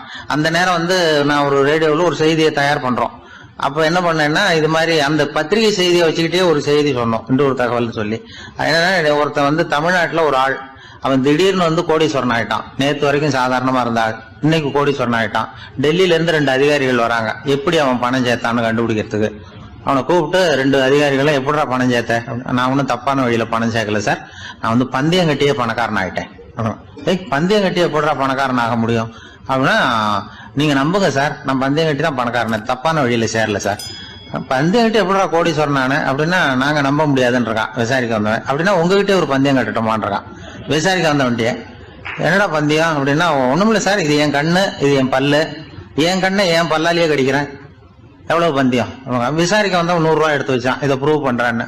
அப்படியே கண்ணை எடுத்துட்டான், அது பளிங்கு கண்ணு. ஏற்கனவே ஒரு கண்ணு பளிங்கு கண்ணு வச்சுனா எடுத்து கடிச்சு விட்டான். இது விசாரிக்க வந்தாலும் 100 ரூபாய் விட்டுட்டு நிக்கிறான். எப்படி பணம் சேர்த்தான்னு வந்தவன். உடனே இன்னொருத்தன், இவன்ட்ட என்னடா பேச்சு கொடுக்காரா, நம்ம பணம் தான் அங்க போயிட்டு இருக்கு, உனக்கு விசாரிக்க தெரியல, போடா நான் விசாரிக்கிறேன்னு அடுத்தவன் வந்தான். அது நீ ஒழுங்கா சொல்றேன், எப்படிடா பணம் சேர்த்தேன் சார், நீங்க கொஞ்சம் புத்திசாலியா தெரியுது அவரை விட, நீங்களாவது நம்புங்க சார், பந்தயம் கட்டி தான் பணம் சேர்த்தேன், நான் நம்ப முடியாது. அப்படின்னா உங்ககிட்ட இன்னொரு பந்தயம் கட்டட்டுமா அப்படின்றான். வேண்டாம், அவனை ஏமாத்தி விட்டேன் ஆள வேண்டான்றான். இல்ல சார், அவரு ஏமாந்தது பொய் கண்ணு, பளிங்கு கண்ணுன்னு தெரியாது, ஏமாந்துட்டார். இப்போ உங்ககிட்ட பந்தயம் கட்டது நெஜம் கண்ணு, இந்த பக்கம் பளிங்கு கண்ணு கிடையாது, நெஜம் கண்ணு, இதை பல்லால கடிக்கிறேன் அப்படின்னா அவன் ஒரு 100 ரூபாய் எடுத்து வச்சான். இவன் அப்படியே பல்செட்டை கட்டினான் தனியா, அப்படியே கட்டி கடிச்சு விட்டான். அதையும் விட்டுட்டான். இவன் உடனே 2 பேரும், இவன்கிட்ட பேச பேச நம்ம பணம் தான் அவன்கிட்ட போயிட்டு இருக்கு, இவன் எப்படி பணம் சேர்த்தான்னு கண்டுபிடிக்கிறதுக்கு டெல்லியில இருந்து வந்திருக்கோம், மேற்கொண்டு பேசாத, பேச பேச பந்தயம் கட்டுவான். திரும்பி போறதுக்கு ரயிலுக்கு டிக்கெட் சரியா இருக்கா பாடுறான்றான். அவன் கரெக்டா எண்ணி பார்த்து கரெக்டா இருக்கப்பா, மேற்கொண்டு பேசாத, அவன்கிட்ட நம்ம போயிடுவோம், போய் நம்ம அதிகாரிகிட்ட சொல்லிடுவோம்னு சொல்லி போயிட்டு வரேன் சார் அப்படின்னு சொல்லிட்டு மரியாதை போயிட்டாங்க. போய் டெல்லியில பெரிய அதிகாரிகிட்ட போய், சார் அவன்கிட்ட வந்து விசாரிச்சு பார்த்தோம் சார், தமிழ்நாட்டுல பந்தயம் கட்டி தான் பணம் சேர்த்தேன்னு சாதிக்கிறான், எங்ககிட்ட ஒரு 200 ரூபாய் வாங்கிட்டான் சார் அப்படின்னு அவருக்கு கோவம் வந்துட்டுது. இந்தியாவுக்கே தலைமை அதிகாரி, இதுக்காகவாடா நீங்க இருக்கீங்க, எத்தனை பேர் இருக்கீங்க உங்களை மாதிரி ஜூனியர் ஆபீசர்ஸ் நம்ம ஆபீஸ்ல இந்தியா பூரா விசாரிக்கிறதுக்கு அப்படின்னா 30 பேர் இருக்கோம் சார். 30 பேருக்கு அனுபவம் பத்தாது, நான் இந்தியாவுக்கே தலைமை அதிகாரி, அனுபவம் ஜாஸ்தி, உங்களுக்கு ட்ரைனிங் கொடுக்கணும் எப்படி ஒருத்தரை விசாரிக்கிறதுன்னு. 30 பேரும் ஒரு ரூம்ல வந்து உட்காருங்க, ஒரு ஆள் போய் அந்த ஆளை தமிழ்நாட்டுல இருந்து நீங்க கூப்பிட்டுட்டு வா, வர்ற வரைக்கும் அவன்கிட்ட பேசாதீங்க, பந்தயம் கட்டுவான், மெதுவா கொண்டு வந்து நிறுத்து அப்படின்னா ஒரு ஆள் வந்து ஸ்பெஷலா கூப்பிட்டு போட்டான். இது மாதிரி மேடையில நிறுத்திவிட்டு ஒரு தலைமை அதிகாரி 30 ஜூனியர் அதிகாரிகள் அவங்களுக்கு பயிற்சி கொடுக்குறார். இவனை பார்த்து, ஏய் ஒழுங்கா சொல்லு, எப்படி பணம் சேர்த்த, நான் இந்தியாவுக்கே தலைமை அதிகாரி, என்கிட்ட உண்மையை ஒத்துக்கிட்டீங்கன்னா உன்னை அப்ரூவர் ஆக்கிடுவேன் அல்லது தண்டனையை குறைப்பேன், அந்த அதிகாரம்லாம் என்கிட்ட உண்டு, ஒழுங்கா சொல்லு அப்படிங்கிறார். அவர், சார் நீங்க இந்தியாவுக்கே தலைமை அதிகாரி, அனுபவம் ஜாஸ்தி, நீங்களாவது நம்புங்க சார், நான் பந்தயம் கட்டி தான் பணம் சேர்த்தேங்கிறான். இங்கேயே வந்து இப்படி சாதிக்கிறேன், உன்னை நம்ப முடியாதுரா அப்படின்னா உங்ககிட்ட ஒரு பந்தயம் கட்டுட்டுமா நானா அவர்கிட்ட போய், வேணாண்டா என் ஆளை ஏமாத்தி விட்டேன் அப்படின்னா, இல்ல சார் அவங்க ஏமாந்தது என் உடம்ப பத்தின ரகசியம், என் கண்ணு பளிங்கு கண்ணுன்னு தெரியாது, நான் பல் செட்டு கட்டியிருந்தது தெரியாது, ஏமாந்துட்டாங்க. இப்ப நான் உங்ககிட்ட கட்டுற பந்தயம் உங்க உடம்ப பத்தின ரகசியம். என் உடம்புல என்னடா ரகசியம், முதுகுல, உங்க முதுகுல 1 ரூபா அகலத்துக்கு கருப்பா ஒரு மச்சம் இருக்கு, உண்டா இல்லையானா, இல்லேன்னு தெரியும் அவருக்கு. இல்லடா நேத்து வரைக்கும் இல்ல சார், இப்ப இருக்குது மச்சம் அப்படின்னு உடனே 100 ரூபாய் எடுத்து வச்சார் அவர் தலைமை அதிகாரி. ஒரு 100 ரூபாய் வச்சு சட்டையை கட்டி காட்டுறாரு, மச்சம் இல்ல, இவன் தோத்துட்டான் இங்கிருந்து போனவன். உடனே 200 ரூபாய் எடுத்து வச்சுக்கிட்டு, தோழர்களே இப்படிதான் ஒருத்தரை விசாரிக்கணும், என்கிட்ட இவன் ஏமாந்துட்டான் பாருங்க, துருவி துருவி விசாரிக்கிறதுன்னு சொல்றாங்களே இதுதான் அப்படின்னு விளக்கம் கொடுத்தாரு. அப்போ இவன் மெதுவா ஆரம்பிச்சானா, சார் இந்த பந்தயத்துல உங்களுக்கு 200 ரூபாய் லாபம், ஆனா இதே பந்தயத்துல எனக்கு 2900 ரூபாய் லாபம் சார் அப்படின்றான். என்னடா பண்ண அப்படின்னு கேட்டிருக்காரு. உங்களுக்கு தெரியாம இந்த 30 பேர்கிட்டையும் தனித்தனியா ஒரு பந்தயம் கட்டியிருக்கேன். 30 பேர்கிட்ட என்னடா பந்தயம் கட்டினேன், ஒண்ணும் இல்ல சார், உங்க எல்லாரும் முன்னாடியும் உங்க மேலதிகாரியை சட்டையை கேட்ட வைக்கிறேன், உங்களுக்கு பந்தயம் கட்டினேன், போயிட்டு பூரா எனக்கு 2900 ரூபாய் லாபம். அவரு பார்த்தாரு, அதிர்ச்சி ஆயிட்டாரு தலைமை. சார் நீங்க போங்க சார் அப்படின்னு சொல்லி ஒரு ஆளை கொண்டு போய், சாரை கொண்டு போய் மரியாதையா பக்கத்து ரூம்ல விட்டுவாங்க, இனிமே அவர்கிட்ட யாரும் பேசாதீங்க வாங்கன்னு சொல்லிவிட்டு, அதுக்கப்புறம் தோழர்களே இவர் பேச ஆரம்பிச்சாரு, தோழர்களே இனிமே யாரும் தமிழ்நாட்டு பக்கம் விசாரிக்க போகாதீங்க, நீங்க யாராவது போறதுன்னா மத்திய பிரதேசம், உத்தரப்பிரதேசம், இப்படி எத்தனையோ பிரதேசம் இருக்கு, போயிட்டு வாங்க, தமிழ்நாட்டுக்கு மட்டும் போகாதீங்க, ஏன்னா அங்க போனா நம்ம பணத்துக்கு ஆபத்து வந்துருது அப்படின்னு சொன்னாருன்னு இந்த கதையை ரேடியோல சொன்னேன். இந்த கதையை உண்மை சம்பவமா சொன்னா அனுமதிச்சிருக்க மாட்டாங்க. இந்த நகைச்சுவைக்கு உள்ள மரியாதை என்னன்னா, அது ஒரு கதை மாதிரி உண்டு பண்ணி இப்படி சொன்னதும், இதுல என்ன என்னுடைய விசேஷம்னா, இந்த ஸ்கிரிப்டை வாங்கிட்டு வர சொல்லி மந்திரியினுடைய பிஏ வந்தார். ஒரு மந்திரி அப்ப இருந்தவர், அவர் பிஏ அடிக்கடி வருவார், வந்து இந்த போன நேற்று முந்தா நாள் ரேடியோவில் சொன்ன அந்த இன்னொரு தகவல் காப்பி ஒண்ணு வாங்கிட்டு வா அப்படி இப்படின்னு கூப்பிடுவார், மேடையில பேசுறதுக்கு எங்களுக்கு தேவை, உபயோகப்படும்னு கேட்பார். அவரு இந்த நிகழ்ச்சி வந்தப்போ உடனே அன்னைக்கு வந்துட்டார் அந்த பிஏ. இன்னைக்கு காலையில சொன்னீங்களே சார், மந்திரி கேட்கிறாரு மேடையில பேசுறதுக்கு அப்படின்னு. நான் அப்பதான் ஆச்சரியப்பட்டேன், பாருங்க இந்த நகைச்சுவைக்கு உள்ள மரியாதை. அவரே கேட்கிறார், சொல்லப்பட்டதே அவரை பத்தி தாங்கிறது தெரியாம அவரே எப்படி சொல்ல, அதுதான் சிரிப்புக்குள்ள மரியாதைங்கிறது. அது யாரை பத்தி சொல்றோமோ அவருக்கு தெரியாம கூட சொல்லலாம் அதை. அப்படி இது உண்மையில நடந்த சம்பவம். அந்த அமைச்சர் இப்ப இல்ல, உயிரோட எல்லாம் இருந்து வாங்கிட்டு இருந்தார். கிராமத்துல ஒருத்தன் வந்து தன்னுடைய நகங்களை வெட்டிக்கிட்டு இருந்தான். வெட்டி முடிச்சதும் ஒரு வயசானவர் அவனை பார்த்து, அதெல்லாம் அடுத்தவன் கண்ணில் படுறது மாதிரி போட்டுறாதப்பா, ஆபத்துன்னார். என்ன ஆபத்துன்னு கேட்டான் இவன். எவனாவது பில்லி சூனியம் வைக்கிறவன் எடுத்துட்டு போயிட போறான் அப்படின்னாரு அவர். வேண்டாத ஒருத்தனுக்கு ஏதாவது கெடுதல் பண்ணணும்னா உடனே மந்திரவாதியை தேடி போறது உண்டு. மந்திரவாதி என்ன பண்ணுவாருன்னா, யாருக்கு சூன்யம் வைக்கணுமோ அவனோட காலடி மண்ணு, முடி, நகம் இதையெல்லாம் அவனுக்கு தெரியாம எடுத்துட்டு வா அப்படிம்பார். இது மட்டும் இல்ல, அழுக்கு துணி, வேறு மனித உருவம் மாதிரி செய்யப்பட்ட பொம்மை, இதெல்லாம் கூட மந்திரவாதிகள் பயன்படுத்துறது உண்டு. இதெல்லாம் ஏமாத்து வேலை. மனிதனுடைய முடி, நகம் இதெல்லாம் வெட்ட வெட்ட வளருது இல்லையா, அதனால அதுக்குள்ள உயிர் இருக்கிறதாக ஆதி மனிதர்கள் நம்பி இருப்பாங்க. அதனால மனுஷங்கிட்ட இருந்து அதெல்லாம் பிரிக்கப்பட்ட பிறகும் கூட அதுகளுக்கும் அந்த மனுஷனுக்கும் தொடர்பு இருக்கிறதாக அவங்க நம்பினாங்க. அந்த நம்பிக்கை தொடர்ந்து வந்து அதோட விளைவாதான் இன்னைக்கு மந்திரவாதிகள் நகத்தையும் முடியையும் எடுக்கிறாங்க. அந்த நகத்துக்கும் முடிக்கும் ஒரு பாதிப்பு உண்டாக்குனா அது சம்பந்தப்பட்டவனுக்கு போய் சேரும் அப்படிங்கறது அவங்க நினைப்பு. அவ்வளவுதான் விஷயம். இது மாதிரி நம்பிக்கைகள் தான் இன்னைக்கு நகம், முடி இதையெல்லாம் மத்தவங்க கண்ணுல படும்படி போடக்கூடாது அப்படிங்கிற வழக்கத்தை உண்டாக்கி விட்டுது. ஒருத்தர் பேரு என்னன்னு கேட்டு தெரிஞ்சுட்டு போய் அந்த பேரை வச்சு அவனோட ராசி பலனை கணிச்சு அவனுக்கு ஏற்பட இருக்கிற கெட்ட நேரத்துல அவனுக்கு சூன்யம் வச்சா அது உடனே பலிக்கும் அப்படின்னு ஒரு நம்பிக்கை. அது மட்டும் இல்ல, சூன்ய தகட்டுல பேரை எழுதி புதைக்கிறதும் உண்டு. இதனாலதான் பெண்கள் கணவன் பேரை சொல்லாத பழக்கம் ஏற்பட்டுதான். அதாவது பேரை கேட்டுக்கிட்டு போய் ஏதாவது கெடுதல் பண்ணிவிட்டா என்ன பண்றது அப்படிங்கிற பயம். அப்படி ஆரம்பிச்ச பழக்கம்தான் இன்னைக்கு ஏதோ மரியாதைக்காக கணவன் பேரை பிறர் முன்னிலையில சொல்றது இல்ல அப்படிங்கறது மாதிரி ஆயிட்டுது. மந்திரவாதிகள் நம்ம ஊர்ல மட்டும்தான் இருக்கிறாங்கன்னு நினைக்காதீங்க, உலகம் பூரா உண்டு. பிசி தீவில் வாழக்கூடிய மக்கள் என்ன செய்வாங்களாம் தெரியுமா? இது மாதிரி மாந்திரீகம், செய்வன, பில்லி, சூனியம் இதெல்லாம் தங்களை பாதிக்காம இருக்கிறதுக்காக வீட்டை சுத்தி அகழி வெட்டி அதுல தண்ணீரை நிரப்பி வச்சிருவாங்களாம். ஆஸ்திரேலியாவில் இருக்கக்கூடிய பழங்குடி மக்கள் கிட்ட ஒரு பழக்கம், ஏதாவது பழங்கள் சாப்பிட்டா அதோட விதைய தண்ணீர்லயோ அல்லது ஆத்துலயோ போட்டுருவாங்களாம். வெளியில போட்டுட்டா அதை எடுத்து செய்வினைக்கு பயன்படுத்திடுவாங்க அப்படிங்கிற பயம். இது மாதிரி உலகம் பூராவும் செய்வினையின் மூலம் அடுத்தவங்களுக்கு பாதிப்பை உண்டு பண்ண முடியும் அப்படிங்கிற நம்பிக்கை இருக்கத்தான் செய்யுது. பொதுவா எல்லா ஊர்லயுமே நகம், முடி, காலடி மண்ணு, மனித உருவ பொம்மை இததான் மந்திரவாதிகள் பயன்படுத்துறாங்களாம். இந்த பில்லி, சூனியம், செய்வினை இதுல இருக்கிற உண்மை என்ன தெரியுமா? நகமோ முடியோ எதையும் செய்யறது இல்ல, சம்பந்தப்பட்டவனுக்கு ஏற்படுற பயம் இருக்கு பாருங்க, அதுதான் பாதிக்கும். இது மனநிலையை பொறுத்த விஷயம், வேற விஞ்ஞான ரீதியான பாதிப்பு இதுல எதுவும் கிடையாது. நம்ம ஊர்ல ஏற்பட்ட பகுத்தறிவு சிந்தனைகள், மூட நம்பிக்கைகளை எவ்வளவோ குறைச்சிருக்குது. இருந்தாலும் ஏமாந்து போறவங்க இன்னும் இருந்துகிட்டு தான் இருக்கிறாங்க. இந்த காலத்துல சின்ன குழந்தைகளை கூட ஏமாத்துறது கஷ்டம். ஒரு குழந்தை கேட்டுதான், ஏன்பா பிரார்த்தனை பண்ணுனா நமக்கு எல்லாம் கிடைக்குமா அப்படின்னு தான். ஓ கிடைக்குமே அப்படின்னாராம் அப்பா. நீ வச்சிருக்கிறிய பேனா அது கூட கிடைக்குமா அப்படின்னு கேட்டுதான் குழந்தை. ஓ கிடைக்கும் அப்படின்னாராம். அப்படின்னா நீ வச்சிருக்கிற பேனாவை என்கிட்ட கொடுத்துரு, அதுக்கப்புறம் நீ பிரார்த்தனை பண்ணி வேற ஒரு பேனாவை வாங்கிக்கோ அப்படின்னு தான் அந்த சின்ன குழந்தை. ஒரு ராஜா இருந்தார். அவர் ஒரு பெரிய கோயில் கட்டினார். பல ஊர்கள்ல இருந்து சிற்பிகள்லாம் கொண்டுகிட்டு வந்தார். அழகழகா சிற்பங்களை செய்ய சொன்னார். ஊர்ல உள்ள ஜனங்களும் கோயில் கட்டுறதுக்கு அவங்களால முடிஞ்ச உதவியை செஞ்சாங்க. ராத்திரி பகலா வேலை நடக்குது. கோயில் கொஞ்சம் கொஞ்சமா வசந்துகிட்டே வந்துட்டுது. அந்த ஊர்ல ஒரு வயசான அம்மா இருந்தாங்க, ரொம்ப ஏழை. அவங்களுக்கு மனசுக்குள்ள ஒரு உறுத்தல், இந்த ஊர்ல எல்லாரும் இந்த கோவில் கட்டுறதுக்கு அவங்களால முடிஞ்ச உதவியை பண்ணிட்டு இருக்கிறாங்க, நம்மளால ஒன்றும் பண்ண முடியலையே அப்படின்னு நினைச்சு கவலைப்பட்டாங்க. அவங்களுக்கு மனசு கேட்கல, ஏதாவது செய்யணும் நம்மளால முடிஞ்சது அப்படின்னு யோசனை பண்ணாங்க. நல்ல வெயில் நேரத்துல சிற்பிகள்லாம் ரொம்ப சிரமப்பட்டு சிலை வடிச்சுக்கிட்டு இருக்கிறாங்கல்ல, அவங்களுக்கு அந்த நேரம் தாகம் எடுக்குமே, அதனால சிரமப்பட்டு ஒரு குடத்துல தண்ணியை எடுத்துக்கிட்டு அதை இடுப்புல வச்சுக்கிட்டு மெதுவா கொண்டுகிட்டு அங்க போறது அப்படின்னு முடிவு பண்ணிட்டு அந்த அம்மா போச்சு. அங்க போய் வேலை செய்யறவங்களுக்கு தாகம் எடுக்கிற போலாம் ஒரு கோவலையில தண்ணியை எடுத்து கொடுத்துக்கிட்டு இருக்கிறது. இப்படியே பண்ண ஆரம்பிச்சுட்டு அந்த அம்மா.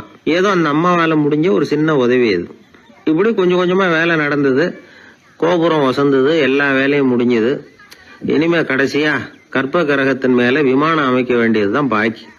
அந்த வேலையும் ஆரம்பமாச்சு. அந்த சிற்பிகள்லயே அனுபவசாலியான ஒருத்தர் இந்த அம்மாவை தேடிட்டு வந்தார். பாட்டி, உங்ககிட்ட இருக்கிற ஏதாவது ஒரு பொருளை கொடுங்க, அந்த விமானத்துல வைக்கலாம் அப்படின்னு நாங்க நினைக்கிறோம் அப்படின்னார். இந்த அம்மாவுக்கு ஒன்றும் புரியல. ஏதாவது இருந்தாவில கொடுக்கலாம், எதுவும் இல்லையே, என்ன பண்றது யோசனை பண்ணாங்க. இத பாருப்பா, என்கிட்ட என்ன இருக்கு, இந்த வாசப்படியில கிடக்குது, இந்த கல்லு தான் இருக்குது, வேணும்னா இத எடுத்துட்டு போங்க அப்படின்னாங்க. உடனே அந்த கல்லை பேத்து எடுத்துட்டு போயிட்டாங்க அவங்க. அங்க போய் பார்த்தா என்ன ஆச்சரியம், அந்த விமானத்து உச்சியில கலசங்களை அமைக்கிறதுக்கான பிரம்ம எந்திரத்தை மூடுற கருங்கல் ஒண்ணு தேவையா இருந்தது. இவங்க எடுத்துட்டு போன கல்லு அதுக்கு ரொம்ப பொருத்தமா அமைஞ்சு போச்சு. ஏதோ அதுக்காகவே அளவெடுத்து செஞ்சது மாதிரி அமைஞ்சுட்டுது. அந்த கல்லையே அங்க அப்படியே பதிச்சுட்டாங்க. ஒரு வழியா கோவிலை கட்டி முடிச்சாங்க. அடுத்தது கும்பாபிஷேகம். அதுவும் ரொம்ப சிறப்பா கோலாகலமா நடந்து முடிஞ்சது. இவ்வளவையும் பார்த்த அந்த ராஜாவுக்கு மனசுக்குள்ள ரொம்ப பெருமையா இருந்தது. இவ்வளவு பெருசா இந்த கோவில் உருவாகிறதுக்கும் இவ்வளவு சிறப்பா இந்த விழா நடக்கிறதுக்கும் நாம தானே காரணம் அப்படின்னு மனசுக்குள்ள நினைச்சுக்கிட்டார். இப்படி நினைச்சுக்கிட்டே அன்னைக்கு ராத்திரி அரண்மனையில படுத்து தூங்கினார். உடனே ஒரு கனவு. ஆண்டவனே அந்த ராஜாவோட கனவுல வந்தார். ராஜா ஆண்டவனை வணங்கினார். இறைவா, உங்களுக்காக நான் கட்டியிருக்கிற கோவில் எப்படி இருக்குது, நல்லா இருக்குதா அப்படின்னு கேட்டார் ராஜா. அதுக்கு இறைவன் சொன்ன பதில் என்ன தெரியுமா? நீ கட்டின கோவில்ல அந்த கிழவியோட நிழல்ல நான் சுகமா இருக்கிறேன் அப்படின்னாராம். இப்படி சொல்லிவிட்டு கடவுள் மறைஞ்சுட்டார். கனவு கலைஞ்சுது. ராஜா விசாரிச்சார், யார் அந்த கிழவி அப்படின்னு. எல்லாரும் விவரத்தை சொன்னாங்க. அப்பதான் ராஜா நினைச்சு பார்த்தார், இந்த கோவிலை நானே கட்டினதாக ரொம்ப பெருமைப்பட்டுக்கிட்டேன். ஆனா அந்த வயசான அம்மா வீட்டு வாசல்ல கிடந்த கல்லு அது இறைவனுக்கு சுகமான நிழல் கொடுக்கறதாக சொல்றாரு அப்படிங்கறத எண்ணி பார்த்தார். நான்கிற எண்ணம் நழுவி போயிட்டுதான். கோபுரம் எவ்வளவு பெருசுங்கிறது முக்கியம் இல்ல, குணம் எவ்வளவு பெருசுங்கிறது தான் முக்கியம். அந்த வயசான அம்மா நம்ம நாட்டுல வாழறது தான் நமக்கு உண்மையான பெருமை அப்படின்னு நினைச்சாராம் ராஜா. இந்த காலத்திலயும் ஒரு ஊர்ல ஒரு கோவில் கட்டினாங்க. எல்லா ஜனங்களும் அவங்களால முடிஞ்சதை செஞ்சாங்க. நம்மால் ஒருத்தன் அந்த திருப்பணி குழு தலைவரை போய் பார்த்தான். நான் ஏதாவது ஒத்துழைக்கணுமா ஐயா அப்படின்னு ரொம்ப பணிவா கேட்டான். திருப்பணி குழு தலைவர் சொன்னார், இத பாருப்பா, இந்த கோவில் கட்டி முடிக்கிற வரைக்கும் உன்னுடைய ஒத்துழைப்பு எதுவும் தேவையில்லை. கட்டி முடிச்சு கும்பாபிஷேகம் ஆனதுக்கு அப்புறம் தான் உன்னுடைய ஒத்துழைப்பு ரொம்ப அவசியம் அப்படின்னார். அதுக்கப்புறம் நான் என்ன செய்யணும் சொல்லுங்கன்னா, இவன் இந்த சாமி சிலையை நீ திருடிட்டு போகாம இருக்கணும், அவ்வளவுதான் அப்படின்னாராம் அவர். என்னுடைய நண்பர் ஒருத்தர், அவர் விரல்ல நகமே இருக்காது. என்ன காரணம்னு நினைக்கிறீங்க? எல்லாத்தையும் அவரே கடிச்சு துப்பிடுவார். அப்படி ஒரு பழக்கம். சின்ன குழந்தைகள் நகம் கடிக்குது, விரல் சூப்புது. இதுக்கு என்ன காரணம் தெரியுமா? குழந்தைகள் மனசுல ஏற்படக்கூடிய ஒருவித பாதுகாப்பின்மை, இன்செக்யூரிட்டி, அல்லது தான் சரியா கவனிக்கப்படல அப்படிங்கிற எண்ணத்தோட வெளிப்பாடு தான் அது அப்படிங்கிறாங்க டாக்டர்கள். சில இடங்கள்ல 2வது குழந்தை பிறந்த உடனே பெரியவர்கள் கவனம் முதல் குழந்தைகிட்ட இருந்து கொஞ்சம் விலகி 2வது குழந்தைகிட்ட போயிடும். அந்த சமயத்துல முதல் குழந்தைக்கு இந்த பழக்கம் ஏற்படுறதுக்கு வாய்ப்பு உண்டா. சில குடும்பங்கள்ல கணவன் மனைவி 2 பேருமே வேலைக்கு போறவங்களா இருப்பாங்க. குழந்தை ரொம்ப நேரத்துக்கு பெத்தவங்களை பிரிஞ்சு இருக்க வேண்டிய சூழ்நிலை இருக்கும். குழந்தை ஒரு பாதுகாப்பின்மையை உணர ஆரம்பிக்கும். இந்த பழக்கம் வந்துடும். அதனால ஒரு குழந்தைக்கு தான் ஒதுக்கப்படுறோம் அப்படிங்கிற நினைப்பு வராம பாத்துக்கணும். வளர்ந்த குழந்தைகளும் நகம் கடிக்கும். வயசானவங்க கிட்டையும் இந்த பழக்கம் இருக்கும். இது ஒரு மனச்சிதைவின் வெளிப்பாடு அப்படிங்கிறாங்க மனநல நிபுணர்கள். அம்மா அப்பா திட்டினாலும் சரி, அல்லது ஆசிரியர் திட்டினாலும் சரி, இந்த பழக்கம் வந்துடும். நாம தவறு பண்ணிட்டோம் அப்படிங்கிற நினைப்பு வர்ற சமயம் நகம் கடிக்க ஆரம்பிச்சிருவோம். ஏதோ ஒண்ணு அடையணும் அப்படின்னு நினைக்கிறோம், அதை அடைய முடியல. இப்படி ஒரு ஏக்கம் வர்ற சமயத்திலேயும் சில பேர் நகத்தை கடிக்க ஆரம்பிச்சிருவாங்க. ஒரு பெரிய அதிகாரி, தனியார் நிறுவனத்துல வேலை பார்க்கறவரு, அவரு டென்ஷன் ஆயிட்டாருன்னா உடனே அறைக்கு அதை சாத்தி விடுவாங்களாம். அவரே சாத்திக்குவாராம். அப்படி சாத்திக்கிட்டு உள்ள எதையாவது வெறிச்சு பார்த்துக்கிட்டே நகத்தை கடிக்க ஆரம்பிச்சிருவாராம். இந்த பழக்கம் உலகம் பூரா உண்டு. நகம் கடிக்கிறவங்களை அந்த பழக்கத்திலிருந்து மீட்கிறதுக்கு என்ன வழி அப்படின்னு லண்டன்ல உள்ள அழகியல் நிபுணர்கள் யோசனை பண்ணி பார்த்துருக்குறாங்க. சில ஆய்வுகள் பண்ணி பார்த்தாங்களாம். அவங்க என்ன பண்ணாங்க தெரியுமா? நகம் கடிக்கிற பழக்கம் உள்ளவங்களையெல்லாம் தேடி பிடிச்சாங்க. அவங்களையெல்லாம் 3 பிரிவா பிரிச்சுக்கிட்டாங்க. ஒரு பிரிவு கிட்ட என்ன சொன்னாங்கன்னா, உங்களுக்கு நகத்தை கடிக்கணுங்கிற நினைப்பு வர்றப்போலாம் டைரி எழுத ஆரம்பிச்சிருங்க அப்படின்னாங்களாம். இன்னொரு பிரிவு கிட்ட, உங்களுக்கு அந்த நினைப்பு வர்றப்போலாம் உங்க நகத்துக்கு வண்ணம் பூச ஆரம்பிச்சிருங்க, அழகுபடுத்த ஆரம்பிச்சிருங்க, நெயில் பாலிஷ் போடுறாங்களே அது மாதிரி. அப்படி ஒரு யோசனை சொல்லியிருக்காங்க. 3வது குழுவினர்கிட்ட, உங்களுக்கு நகத்தை கடிக்கணுங்கிற எண்ணம் வர்றப்போலாம் விரல்களை இறுக்கமா மூடி வச்சுக்கிட்டு வேற விஷயங்கள்ல கவனம் செலுத்துங்க அப்படின்னு சொன்னாங்களாம். இப்படி 3 வித முயற்சி பண்ணி பார்த்ததுல கடைசியா அவங்க என்ன கண்டுபிடிச்சாங்க தெரியுமா? 3வது குழு செஞ்சதுல நல்ல பலன் கிடைச்சதாம். அதாவது நகம் தெரியாதபடிக்கு விரலை இறுக மூடிக்கிட்டு வச்சுக்கிட்டோம்னா அந்த பழக்கம் மாறுதான். அப்படி இருந்தவங்க கிட்ட இந்த நகம் கடிக்கிற பழக்கம் மெதுவா குறைஞ்சு போச்சான். அதனால நகம் கடிக்கிற பழக்கம் உள்ளவங்க இதை முயற்சி பண்ணி பார்க்கலாம். ஒரு ஆள் இருந்தார், அவருக்கு எப்ப பார்த்தாலும் நகத்தை கடிச்சுக்கிட்டே இருக்கணும், அப்படி ஒரு பழக்கம். அதனால அவர் விரல்ல எப்பவும் நகம் இருக்கிறது இல்ல, விரல் இருக்கிறதே பெரிய ஆச்சரியம். அவருக்கு திடீர்னு உடம்புல அரிப்பு, சொரிஞ்சிக்க முடியல, அரிப்பும் நிக்கல. 1 வாரம் தொடர்ந்து கஷ்டப்பட்டார். கடைசியா ஒரு டாக்டர் கிட்ட